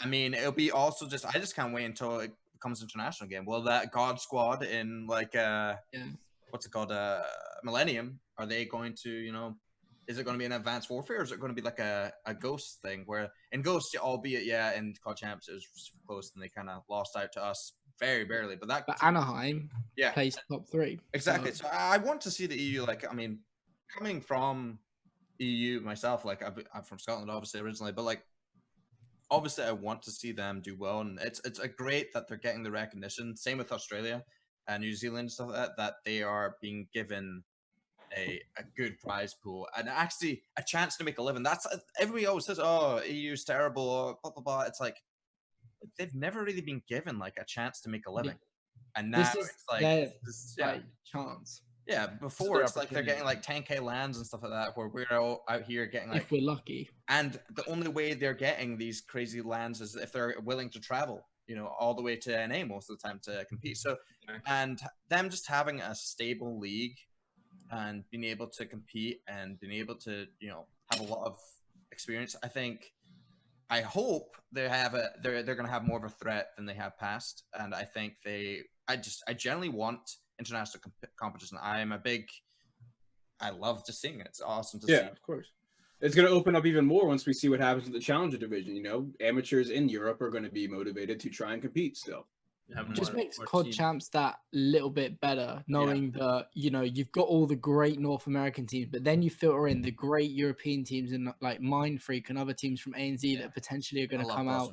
And well, I'm just putting out there, but yeah, like I definitely agree with you. I mean, what I will say is like it's very clear kind of on terms like evolution, like North America is clearly, you know, way out in front. And I mean, speaking about European orgs, I mean, we're only just getting to a point where the majority of them are fully funding teams, etc. What is kind of like a must-have for teams out in North America, etc. These guys are able to play 8 hours plus a day rather than only like 2 to 3 because they have another job or have to do. A lot of them just get on in the evening. There's only tournaments in the evening because that's the only time people come home from college or university studies or school or whatever it be, and that's the only time they got to play because they realize that it has to be more of a hobby at the moment because there isn't that kind of stability. But obviously with the COD World League, like what we've been talking about, for a lot of players, even in North America as well, this is make or break. They don't make this COD World League.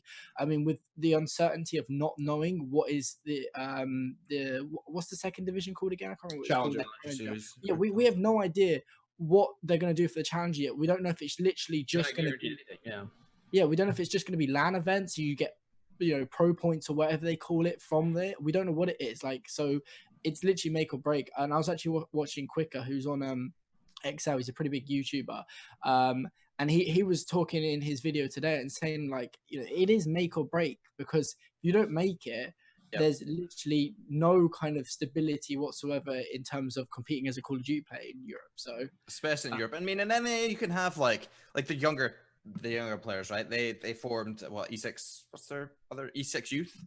E6. Right? It's just E6. Just regular okay. So like them, it's like they're smart and they're like, okay, let's make the God Squad of the younger players and stuff. Which they did. And then let's just win every online tournament. And then when there's like, say, open lands or whatever happens next year that they can attend, then they're just going to go out there. Like in NA, at least you're able to have, at least if you're a really good player and you're just not like of age or you didn't make it, you can make a living to a point. But yeah, definitely EU, it's just like this is definitely make or break for them. So I thought something really good though, that, like besides like what we talked about, like the teams who did qualify, the opportunities that they had was obviously the viewership. Like I was gonna say, that was by far like my most surprising yet super excited for the EU, because they had around like I think their highest viewership was I believe it was during Fab versus Splice, which was a really good game. Went down to Game 5. That was whenever Gun Elite had that amazing CTF moment, which forced the Game 5. But they had around 70K viewers at that point, and I think the NA maybe hit around 50 to 60K. But very consistently throughout, whenever, at least it was whenever Fab played, because for those who may not know, Fab recently got a very popular YouTuber known, I believe, as Barca. He's like in the German community. He's very well known, and obviously brought a lot of viewership there. And I think in like the NA chat, everyone was like asking like, where's Fab? Like, why is Fab playing? And it was like, what are these guys like lost? Like, I was like, that never happened before. And I was just really excited to see the amount of viewership that they had and the amount of support that they had behind the team. It was like Optic EU, but without the name of Optic. It was like I think Bryce, he tweeted out. He was like, the max viewership that we should have is have Barca play, or have Optic versus Barca play each other, and then have like a bunch of have Big Timer on there, like have like a bunch of guys you could Poison Hex casting. Yeah, have like 100K viewers easily with those two teams. But I thought it was good to. The formula's there. Is the technology there? Let's make it happen. I think the biggest thing that I drew from the viewership is the fact that it just shows you, like, if we actually can truly expand Call of Duty out to like every country in Europe, because at the moment it is really just primarily UK, France, Spain. Like, it just shows you we involve Germany with the population they've got. See just how many people tune in. You then start involving like Portugal, Italy, other countries, and it's just a recipe for success in terms of viewership and bringing more people into COD esports in general. And I think the fan over base, time, So carry on. Oh no, I was just gonna say something. Like, the fan base is like, it will get there. It's like, it's not like esports is not a big thing in Europe. Like, you look at Counter-Strike, for instance. Like, they have a huge fan base everywhere, from Sweden to like DreamHack is one of the biggest things in the world. Like for esports, it's like, it's not like it's not doable. It's just getting out there, and I think the COD World League put in the effort. Yeah, there are also plenty of other factors that come into play, such as Counter-Strike being $15. You don't have to buy it every year. There's no DLC. There's a bunch of. We could go on for days about like why EU is. That's definitely for another. I'm sure you're well aware of that. But what's cool about this is, like you said, the importance of Call of Duty growing globally is that EU fans aren't just going to be EU fans 100%. There will be some EU fans that are fans of EU as well as NA and maybe Australia, just stuff like that. It's like you said, it's global. I mean, I watch EU COD, and I'm in the NA and I'm invested in the NA community, but I still pay attention to everything else. I think it'd be good because, like, I mean, watching the ANZ streams, watching the EU streams, I became a fan of some of the players that I watched. Like, I didn't know too much about Gun Elite or Kivy, but I really enjoyed watching them play. Some amazing plays that Gun Elite had. I obviously knew about some of the major UK players, like such as Swanee and the main guys that came over and stuff. But I also like it because those guys don't have to travel over, to be in the NA side of things. They can kind of keep their same region, don't have to, explore to a different place just because they make a living. Now it's in their own backyard in a way, and now they're going to have viewership behind it that, like you said, we're going to have ANZ fans who are fans of NA. We're going to have NA fans who are fans of EU and ANZ Call of Duty 2, which I think is really, really important to have. Because there were some people who were saying, EU had better viewership, but NA has better teams. It's like, that shouldn't be your mindset. Like, you should just be happy for the Call of Duty scene as a whole because of, the viewership. Like, whenever I saw that EU had 70K viewers, I was like, really? And then after I saw that, I was like, that's awesome. Like, I only thought positive things after that.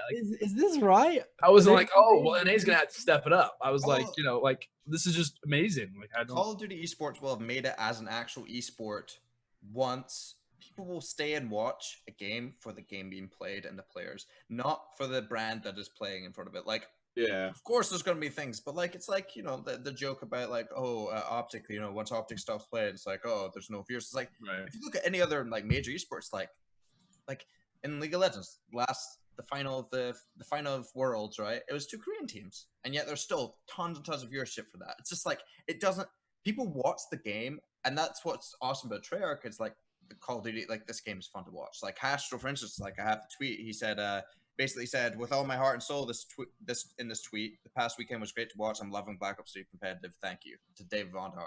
Like, he even like he was texting me the whole time at the event. Like, he's like, wow, this is crazy. I showed him like some crazy uplink throws that we're about to use against TK. I was like, oh yeah, watch this, and like keeps like making these crazy throws. But you end up seeing, and it's like the game's enjoyable, the money's there, the sponsors are there, the organizers are there, the fan base is there, like everything is coming together in the fact that like this is a really good chance to really kill it.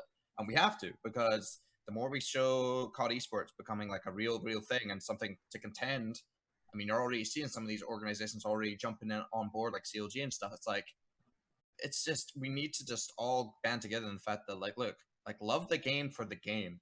Like, doesn't matter if you like, you support, like, that's what Black Ops 2 was about. Like, I bring this up a lot, but like, for instance, like, when Optic played in Black Ops 2, yes, of course, they'll always have the highest fan base, this sort of thing and stuff. But like, when they played, like, and they lost, say in like champs, it's like, oh, well, they lost, time to support Envy or something, or they'd have an extra team. They enjoyed watching the game, and yeah, we had a little Eon interact, you know, all that stuff going together at the time. But like, it's just like, it's awesome when it's like, instead of like, oh, once your favorite team's out, you're just like, you turn off the stream. No, you should watch the game and like follow, like have like a kind of favorite throughout the team, like just have like watch all the way into the finals. I think that's something we're missing right now, but I think it's going to happen this year. So yeah, we just want people to, and I think it's also for the past few years, people haven't really enjoyed the game. They've more enjoyed the personalities playing the game. So hopefully the trend, we get a trend of people just enjoying Black Ops 3 competitively. I think it's like that. It kind of goes back to the old saying of like, you get out of something as much effort as you put in it. I think this is like the perfect time.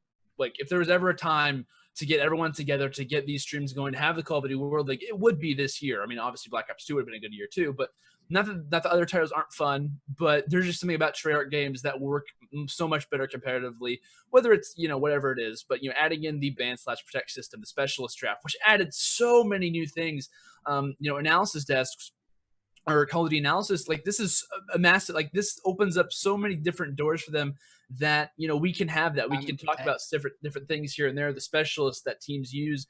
Like whenever that was announced, I was just like, I mean, like there's so many different opportunities for, you know, not just casters, but, you know, players' perspectives and for players to actually learn the game. Because, you know, in CSGO and, you know, in the major esports titles, it's not just about killing the other team. It's about the reason why you're killing the other team, or, you know, like different things here, like your specialist ability for obviously here, and you know, having different reasons for why something happened. And I think it's really important that we focus on that this year.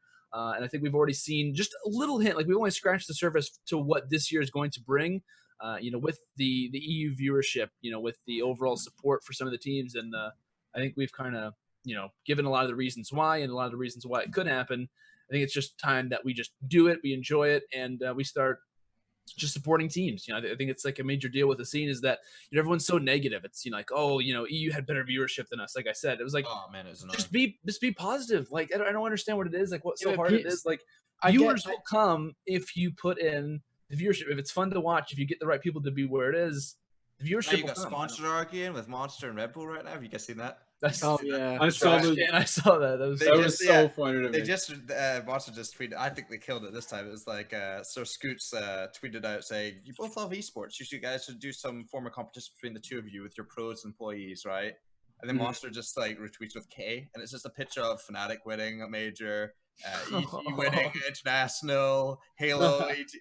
And then us winning the DreamHack. It's just like, oh jeez, man, it's great. It's great to see. But that, even like that sort of banter is awesome to see as well. It's like, you got like these major sponsors supportive of their teams and orgs. It's like, look, if they can do it, why can't everybody else in the fan base as well? So it's like, you know, have some fun with it rather than just being like completely negative all the time.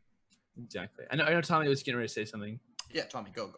What was I gonna say? No, I was just gonna say, like, I have no idea what to say. I was just to do with like the thing I noticed mostly. So just go back to EU really quickly.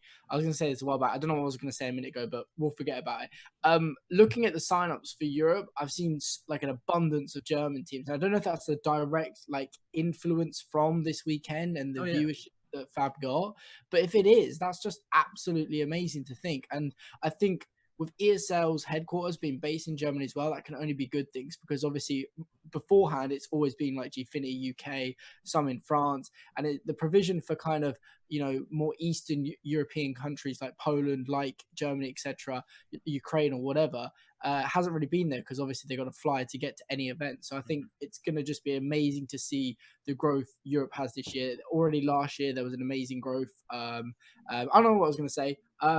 I was going to say about people, some people just narrow minding about like viewership and stuff, and how like I always go back to it. Like last year, viewership was a bit up and down, but we were still growing in terms of teams, in terms of organizations, in terms of event holders, in terms of prize pool. Like there's so many other things you can look at in terms of growth rather than just simply viewership. Absolutely. And I know Taz talked in this, but like, you know, just having, you know, organizations interested in Call of Duty means so much. Like we've already seen like CLG be interested. We obviously heard, you know, like the rumors of different organizations wanting to get in this scene. And it's like, you know, imagine if they did, like that would be so big. Like the fact that they realized, hey, this is profitable, this is a successful esport, and that kind of brings that talk of, you know, esports not just like scene wise, but other games kind of correlating into different side of things. Like for instance, I know there's a lot of you know, CS Envy fans who only watch Call of Duty but now watch CS:GO because Envy has a CS:GO team, and I think that's honestly like amazing, because you know that kind of like it's like cross-platform, and honestly is kind of like a, you know, a big deal, and vice versa. And vice versa, because like MBK, for instance, like he's up there like 4 or 5 in the morning, still trying to watch our guys play. He's like tweeting out, when do they play? Where do they play? And then like Kenny S is like, oh, I need a scuff because I want to play some. I want to play some Call of Duty, and like it's really cool as well. It's like that's one of the benefits we have as an organization, right? We have so many like different esports. Like it's like I want to say, I don't even know. I can't keep count, but a lot of teams, you know. And it's just like all these teams that we have, it's like they're so supportive of one another, and it's a cool thing to see because they're completely from different backgrounds. You have someone like Violet from our StarCraft team that people forget. It's like that's crazy. He's like supportive of this. Like I met him, he's a really cool dude. And then you have like people from Counter-Strike, and then Smite, and then all these like Gears and Halo. It's just like they're all come together, so why can't we as well? You know, it's just like these guys are leading by example, and I think it's awesome to see that just esports is there to grow with everybody. There's space for everybody, there's a room for everybody. But it's also on it's not just on the fans, it's also on the organizations that are a part of it. It's also on the players. Like you have to realize that if you're one of these big orgs coming in, or you know, these other orgs in general, like just coming in to support you as a player, you need to act like it as well. And I think we're getting there as well as far as professionalism and stuff, because I think that's the thing that I can't say enough of that we've had issues with in the past. It's like we've had players that are just like, you know, why are you doing this? Like I've had, you know, it's like, come on, man. Like if you're wanting to make a big deal, and now that Activision's coming in, like things are going to get serious, but it's good because it's going to lead to a lot of profitability to all the players and everything else. But it's just, it's gonna make the professionals actual professionals, which is awesome to see as well. So. Absolutely. I think honestly, like, you know, looking at what we have left to talk about, like that's really just about it, to be real. If there's anything else that you guys want to really bring up, we can for sakes like just cover ANZ. Just absolutely. Sure. That's absolutely. I'll just quickly go over it because I know the like I didn't watch. Speaking of growing COD globally, I guess we'll. No, I saw Ron put in the chat, we are one community, and then there's us just like, nah, ANZ is just like. Well, I was like whenever I look at the show, like, I have no idea what happened. I know I picked a question out of a box, and that was really just about it. Like, you guys should bring in I know it's hard for that, but like I don't even know the time schedule. But you guys should try and bring in an ANZ, either cast or like I don't know who they're like. No, you got a good point. Who's their Tommy Esports of ANZ? Who is that? I know the Dr. Bioacid. Oh yeah, but like, no, that's the name. There we go. We could probably bring on like a Dens or a Buzzo. He does YouTube. Like we could. I think we'll consider it. I think it's gonna be good. I'm just saying that's a good idea. I think especially you're right. Like, I think ANZ, like they're gonna be good because like now they also have that. The thing is, you also forget to realize that these guys have been playing Search and Destroy only, like for the longest time. Now they're catching up in the respawns, and they're starting to learn all this stuff. Like we always said, oh, EU never, they didn't really play Uplink that much, blah blah blah, and like they needed to catch up, right? Back in Advanced Warfare, it was like they were so bad at that, and like NA was just like showing the way of how to play. It's like, yo, ANZ, their search game is insane. And then like just in general, you have some really talented players. Like I think Mind Freak, especially, like what it's the same team as what's it, Buzzo, Yeah, exactly same team. Fighter, and I forget the fourth guy, but like that team looks strong. Yeah, that team in general looks fantastic. I talked to Buzzo. I've actually met him in person. He's a really good dude, like really down to earth guy. And I think a lot of them, it's like, I mean, we apparently have an Envy team on there. Nah, I'm just kidding. But like, Electronics Envy guy. There's a lot of questions about that. Like, oh my gosh, Envy has a Australian. That confused me so much because like, did I miss an announcement? Yeah, but I don't know what happened with that. But like, I think like I generally just think that these other regions will catch up a lot faster, considering they're gonna have a lot more time to play. They're gonna have a lot of money that they can make, and they have a better living.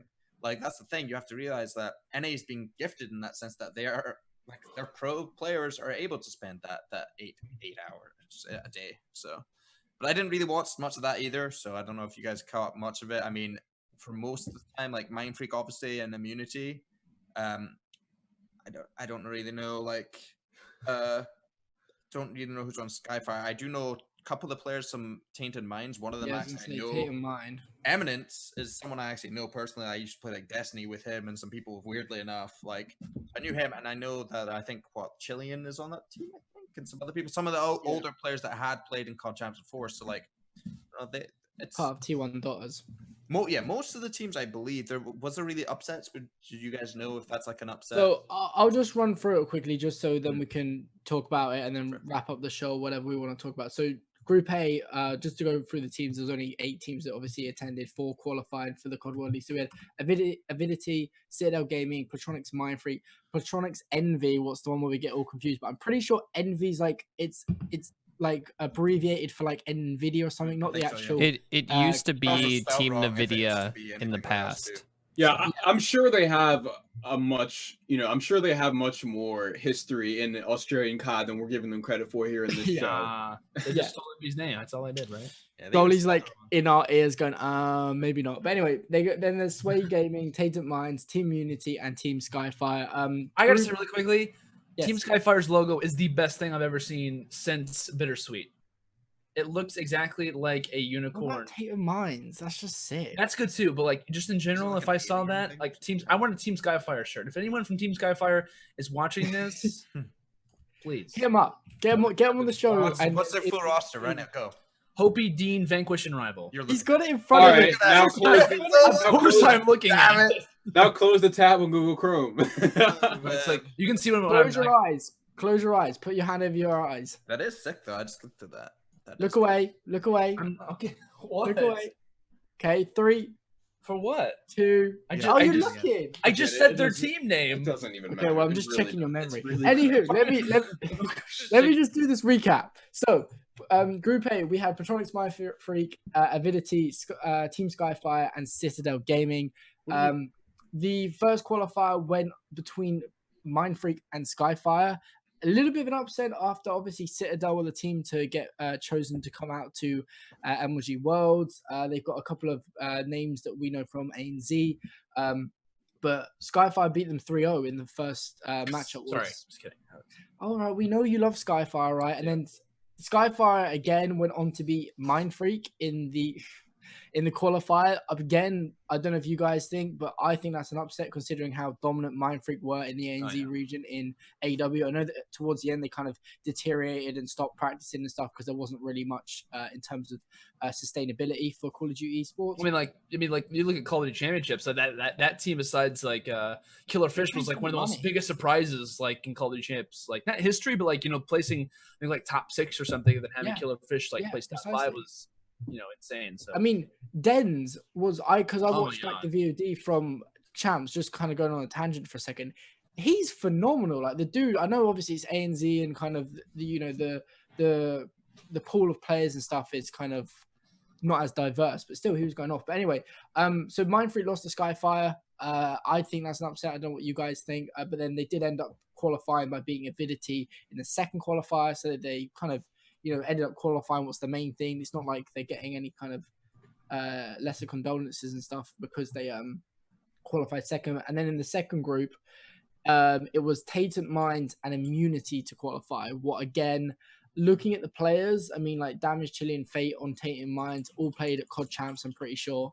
Not surprised about that. Immunity, I'm not so familiar with the roster, but Immunity as an organization have always been kind of pretty dominant for Call of Duty in ANZ, and they qualified too. I'm going to step in quick because Immunity is the New Zealand roster. That's Bearbeck's or Bearbeck's team. I think that's how you say that. They used to be... God, I hate you guys. It's an angel. They used to be Uproar Ignition, and at the 2015 or APAC qualifier, they were XS Ignition. So it's a little... Thanks. A little information for you guys. Oh, no. Hey, at least I know about these rosters, unlike you. So, just saying. Ooh. Goalie, show your face. He's too scared. Because I remember you didn't want to be on the show for a certain reason, so. I'll stop. That's ruined the mic. No, I love Goalie, really. I shouldn't. I have a lot of respect for him. I know the dude's. Anyway, back Keep to digging the that show. hole, Tommy. Keep digging that tired. hole, bud. Yeah, he's I feel like it's my bedtime, so I'm just gonna go, guys. He's already like paint things already like messed up on your face, like on the webcam right now. It's like it's oh yeah, you can. Oh, let's not go there. For you. But yeah, like of the teams that qualified, just to wrap it up, guys. Mindfree, Team Skyfire, Landon's new fanboy team, Immunity, and Tatum Minds. Any surprises? Biased caster.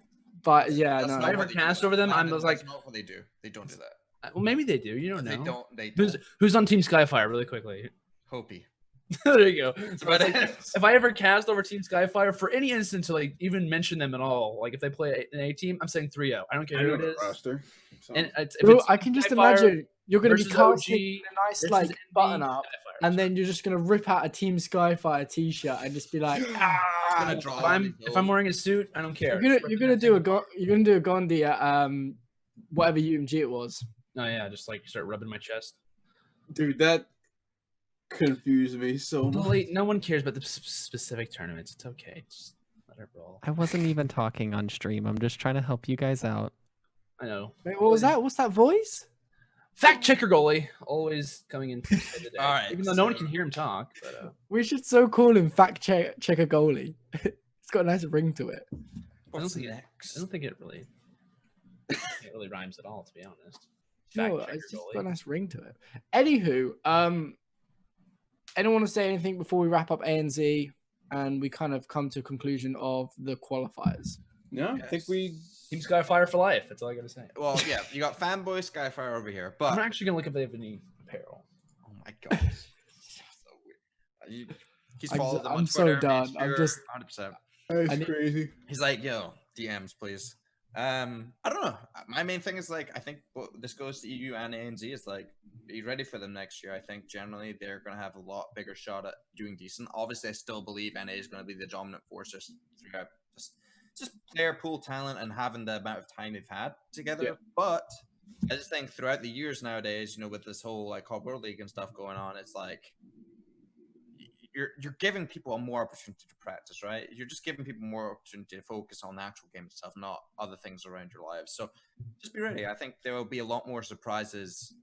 I don't know if I can, this isn't like a crazy prediction, but depending on how all the brackets work, like come like at the end of the year, I think you can definitely see an ANZ and or EU team in the top 8 possibly.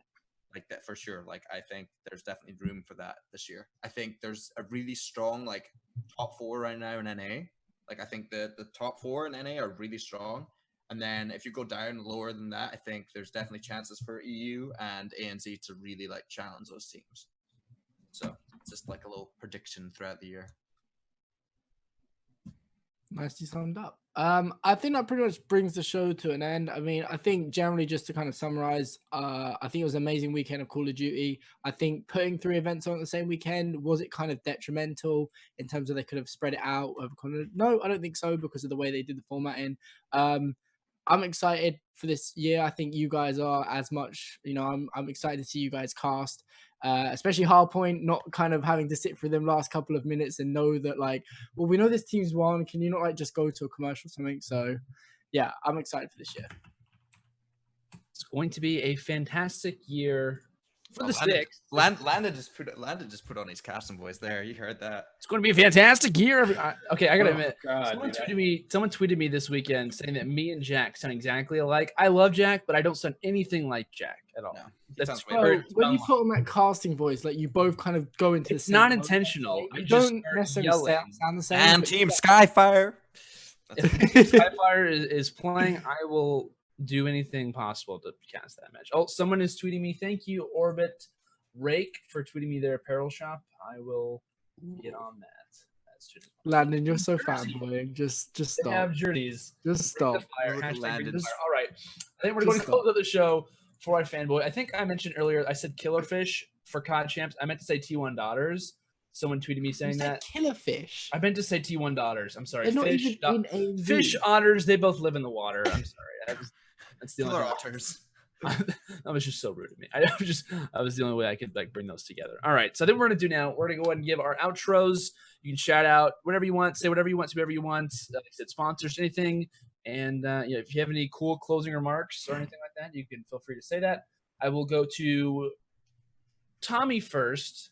Ooh. Then I'll go to Fox, then I'll go to Taz, and I will kind of close out the show. Unless Goalie wants to give an outro, it's totally fine. No, don't. No, it'll be 2 seconds. No, Goalie. Check Twitch chat, Landon. Okay. Oh God. All right, Tommy, go ahead. Someone give it. Okay. Well, thank you everyone for watching. Thank you for staying with us. I know it's been a pretty long show. I've got 2 shout outs to give. First one to Goalie. You don't understand how much the dude does and how much he's capable of, and yeah, like literally, you just look at COD Esportspedia, that is all him pretty much. And just obviously the Sticks, he does an amazing job. Also shout out to Dan, who does our graphics and stuff. He does an awesome job. He doesn't really get as much congratulations, I guess, as he does. But also shout out to kind of all the journalists, the people that cover esports. It's just so crazy to think that like a couple years ago, like there was only a couple of kind of orgs covering COD Esports, and now we have so many different orgs like COD Esportspedia, ESN, all sorts. DeSoto doing a great job. You know, DeSoto this weekend killed it with interviews. Literally, my whole YouTube feed is full of about 100 interviews that I've got to go back and watch at some point. So yeah, thank you for watching. We'll see you next week. Yep, thank you everybody for tuning into the Sticks tonight. I hope finals week isn't killing you all too much. Actually, as soon as this show is over, I'm going to go shower and then get right back to studying for my chem exam that I have in the morning. I know a couple of you guys are watching came from my live stream, so thank you very much for that. But like I said in the beginning, I am a YouTuber, live streamer. I'm an esports caster and analyst, and if you want to check out any of my content, go ahead and search up TheSTiKSLive, and I'm sure you'll get a plethora of things. Thank you very much for tuning into the show, and I'll see you next week. All right. Good luck in your exam. So, yeah, don't fail. For sure. Yeah, so... It's alright, you got Korean casting anyway, it's fine. One way or another, it'll work out. But yeah, I mean, special thanks to the Sticks, you guys, for inviting me. Obviously, it's always a good time. This is the second time being on. I feel like every time I get on the Sticks, we ramble about way more things. Every time I watch this, I think it's on me. I just talk too much sometimes. I like it. Good. I'm glad. You're still a fanboy. It's okay. But no, it's awesome. I think basically the whole next year is gonna be awesome. Just be prepared to watch lots of Call of Duty. Also, I guess if we're plugging certain things, I guess I stream also. You can just twitch.tv/Tazbo. I might actually stream tonight. I recently got my PS4, so I'm gonna be playing some video games with that. And just add me on PS4. Mike, I will maybe. Is it Skyfire Landon? Yes, Skyfire Landon. PS4. I gotta stop. That's this. But yeah, no, thank you guys, and appreciate some people in here as well. I see some Envy fans in here, and special thanks, yes, to Goalie as well. And Hitch is a fraud. That's true, man. He's not gonna. I know he's not gonna watch this either. No defense. He's watching the VOD. I'm gonna set him right there. That's not like to the exact point. Mm-hmm. That'd be good. So I tried to buy a jersey, which is $60, but they apparently haven't set it up yet. I would show. Hitch, if you're watching, I'm a better rapper than you. I'm sorry. Go ahead. Oh. I wasn't going that far, but so like solely for a reaction. I'm in their cart and I'm saying update checkout, and then it says we're not set up to take payments yet. So I try to get a jersey. If I swear, as soon as that becomes viable, I will probably get one. I say probably, but I'll most likely get a jersey or a shirt. Team Skyfire, the logo. God, you're obsessed. It's fantastic. I don't know. I'm just a fan. I'm a fanboy, and I'm willing to admit it. But guys, it's been your dude, your bro, your pal, your man, your ally on the internet. It's been Landon. Guys, thank you so much for coming out to the show. The Sticks fam was in full force tonight. If you guys would like to, check us out on iTunes, which we obviously have been posting our shows and stuff. If you guys are ever on the road, if you don't want to use your data, if you just like listening to podcasts, that is obviously an option. I think someone's heart is beating. What is going on? That's probably Golate, to be honest. It could be Fox, though. It's probably Fox then, right? It was definitely not me. My arms were crossed. Yeah, I'm not gonna lie. I have no idea what you're on about. But That was 100% Tommy. It wasn't me. All no right. doubt. Hey, don't blame me just because I'm across the pond. Check out my YouTube. That's it. Let's end the show. Shout out to our sponsors, both Scuff and G Fuel. They are fantastic, and they obviously help us make the show that we do today. We obviously gave a Scuff away the other one of the past weeks, and we haven't heard confirmation about the guy who got it, but at least I haven't. Have we heard confirmation, Goalie, about the person who won? Yeah, I already sent all his info to Scuff. You took care of it. Thank you, Goalie. Mhm. Shout out to Goalie for taking care of things and making sure that the stream stays on and all these things. He's a fantastic guy. You guys should follow him on Twitter at Goalie with 2 E's TV. Just plugged him. I know it's great. Can I just say one last thing? Yes, you can. We've Close it out. You close it out. We've got something different coming out on the Sticks YouTube this week. So definitely get subscribed to it because it's not something you're going to see on stream. That's all I'll say. There you go. Boom. That's going to end the show. Guys, we'll see you next week. Also, Fox, you're going to plug your show that happens. Yeah, the Sticks Weekly wrap up on Fridays. Expect to see me here on the Twitch channel. It's sort of a solo show where I give you a very brief, easily digestible wrap up of everything that's happened in the past week for COD Esports. Sorry, I'm trying to work out getting a jersey here. I need to do this later. All right, that's been it for the TheSTiKSLive. We'll see you guys all next week. Hopefully, while I'm wearing a Skyfire jersey. But either way, thank you guys so much for tuning in. We'll see you all next week and also on Friday for Fox's show. And yeah, see you all next week. A fantastic day, night, wherever you are, and we'll see you all later. Peace. Boop.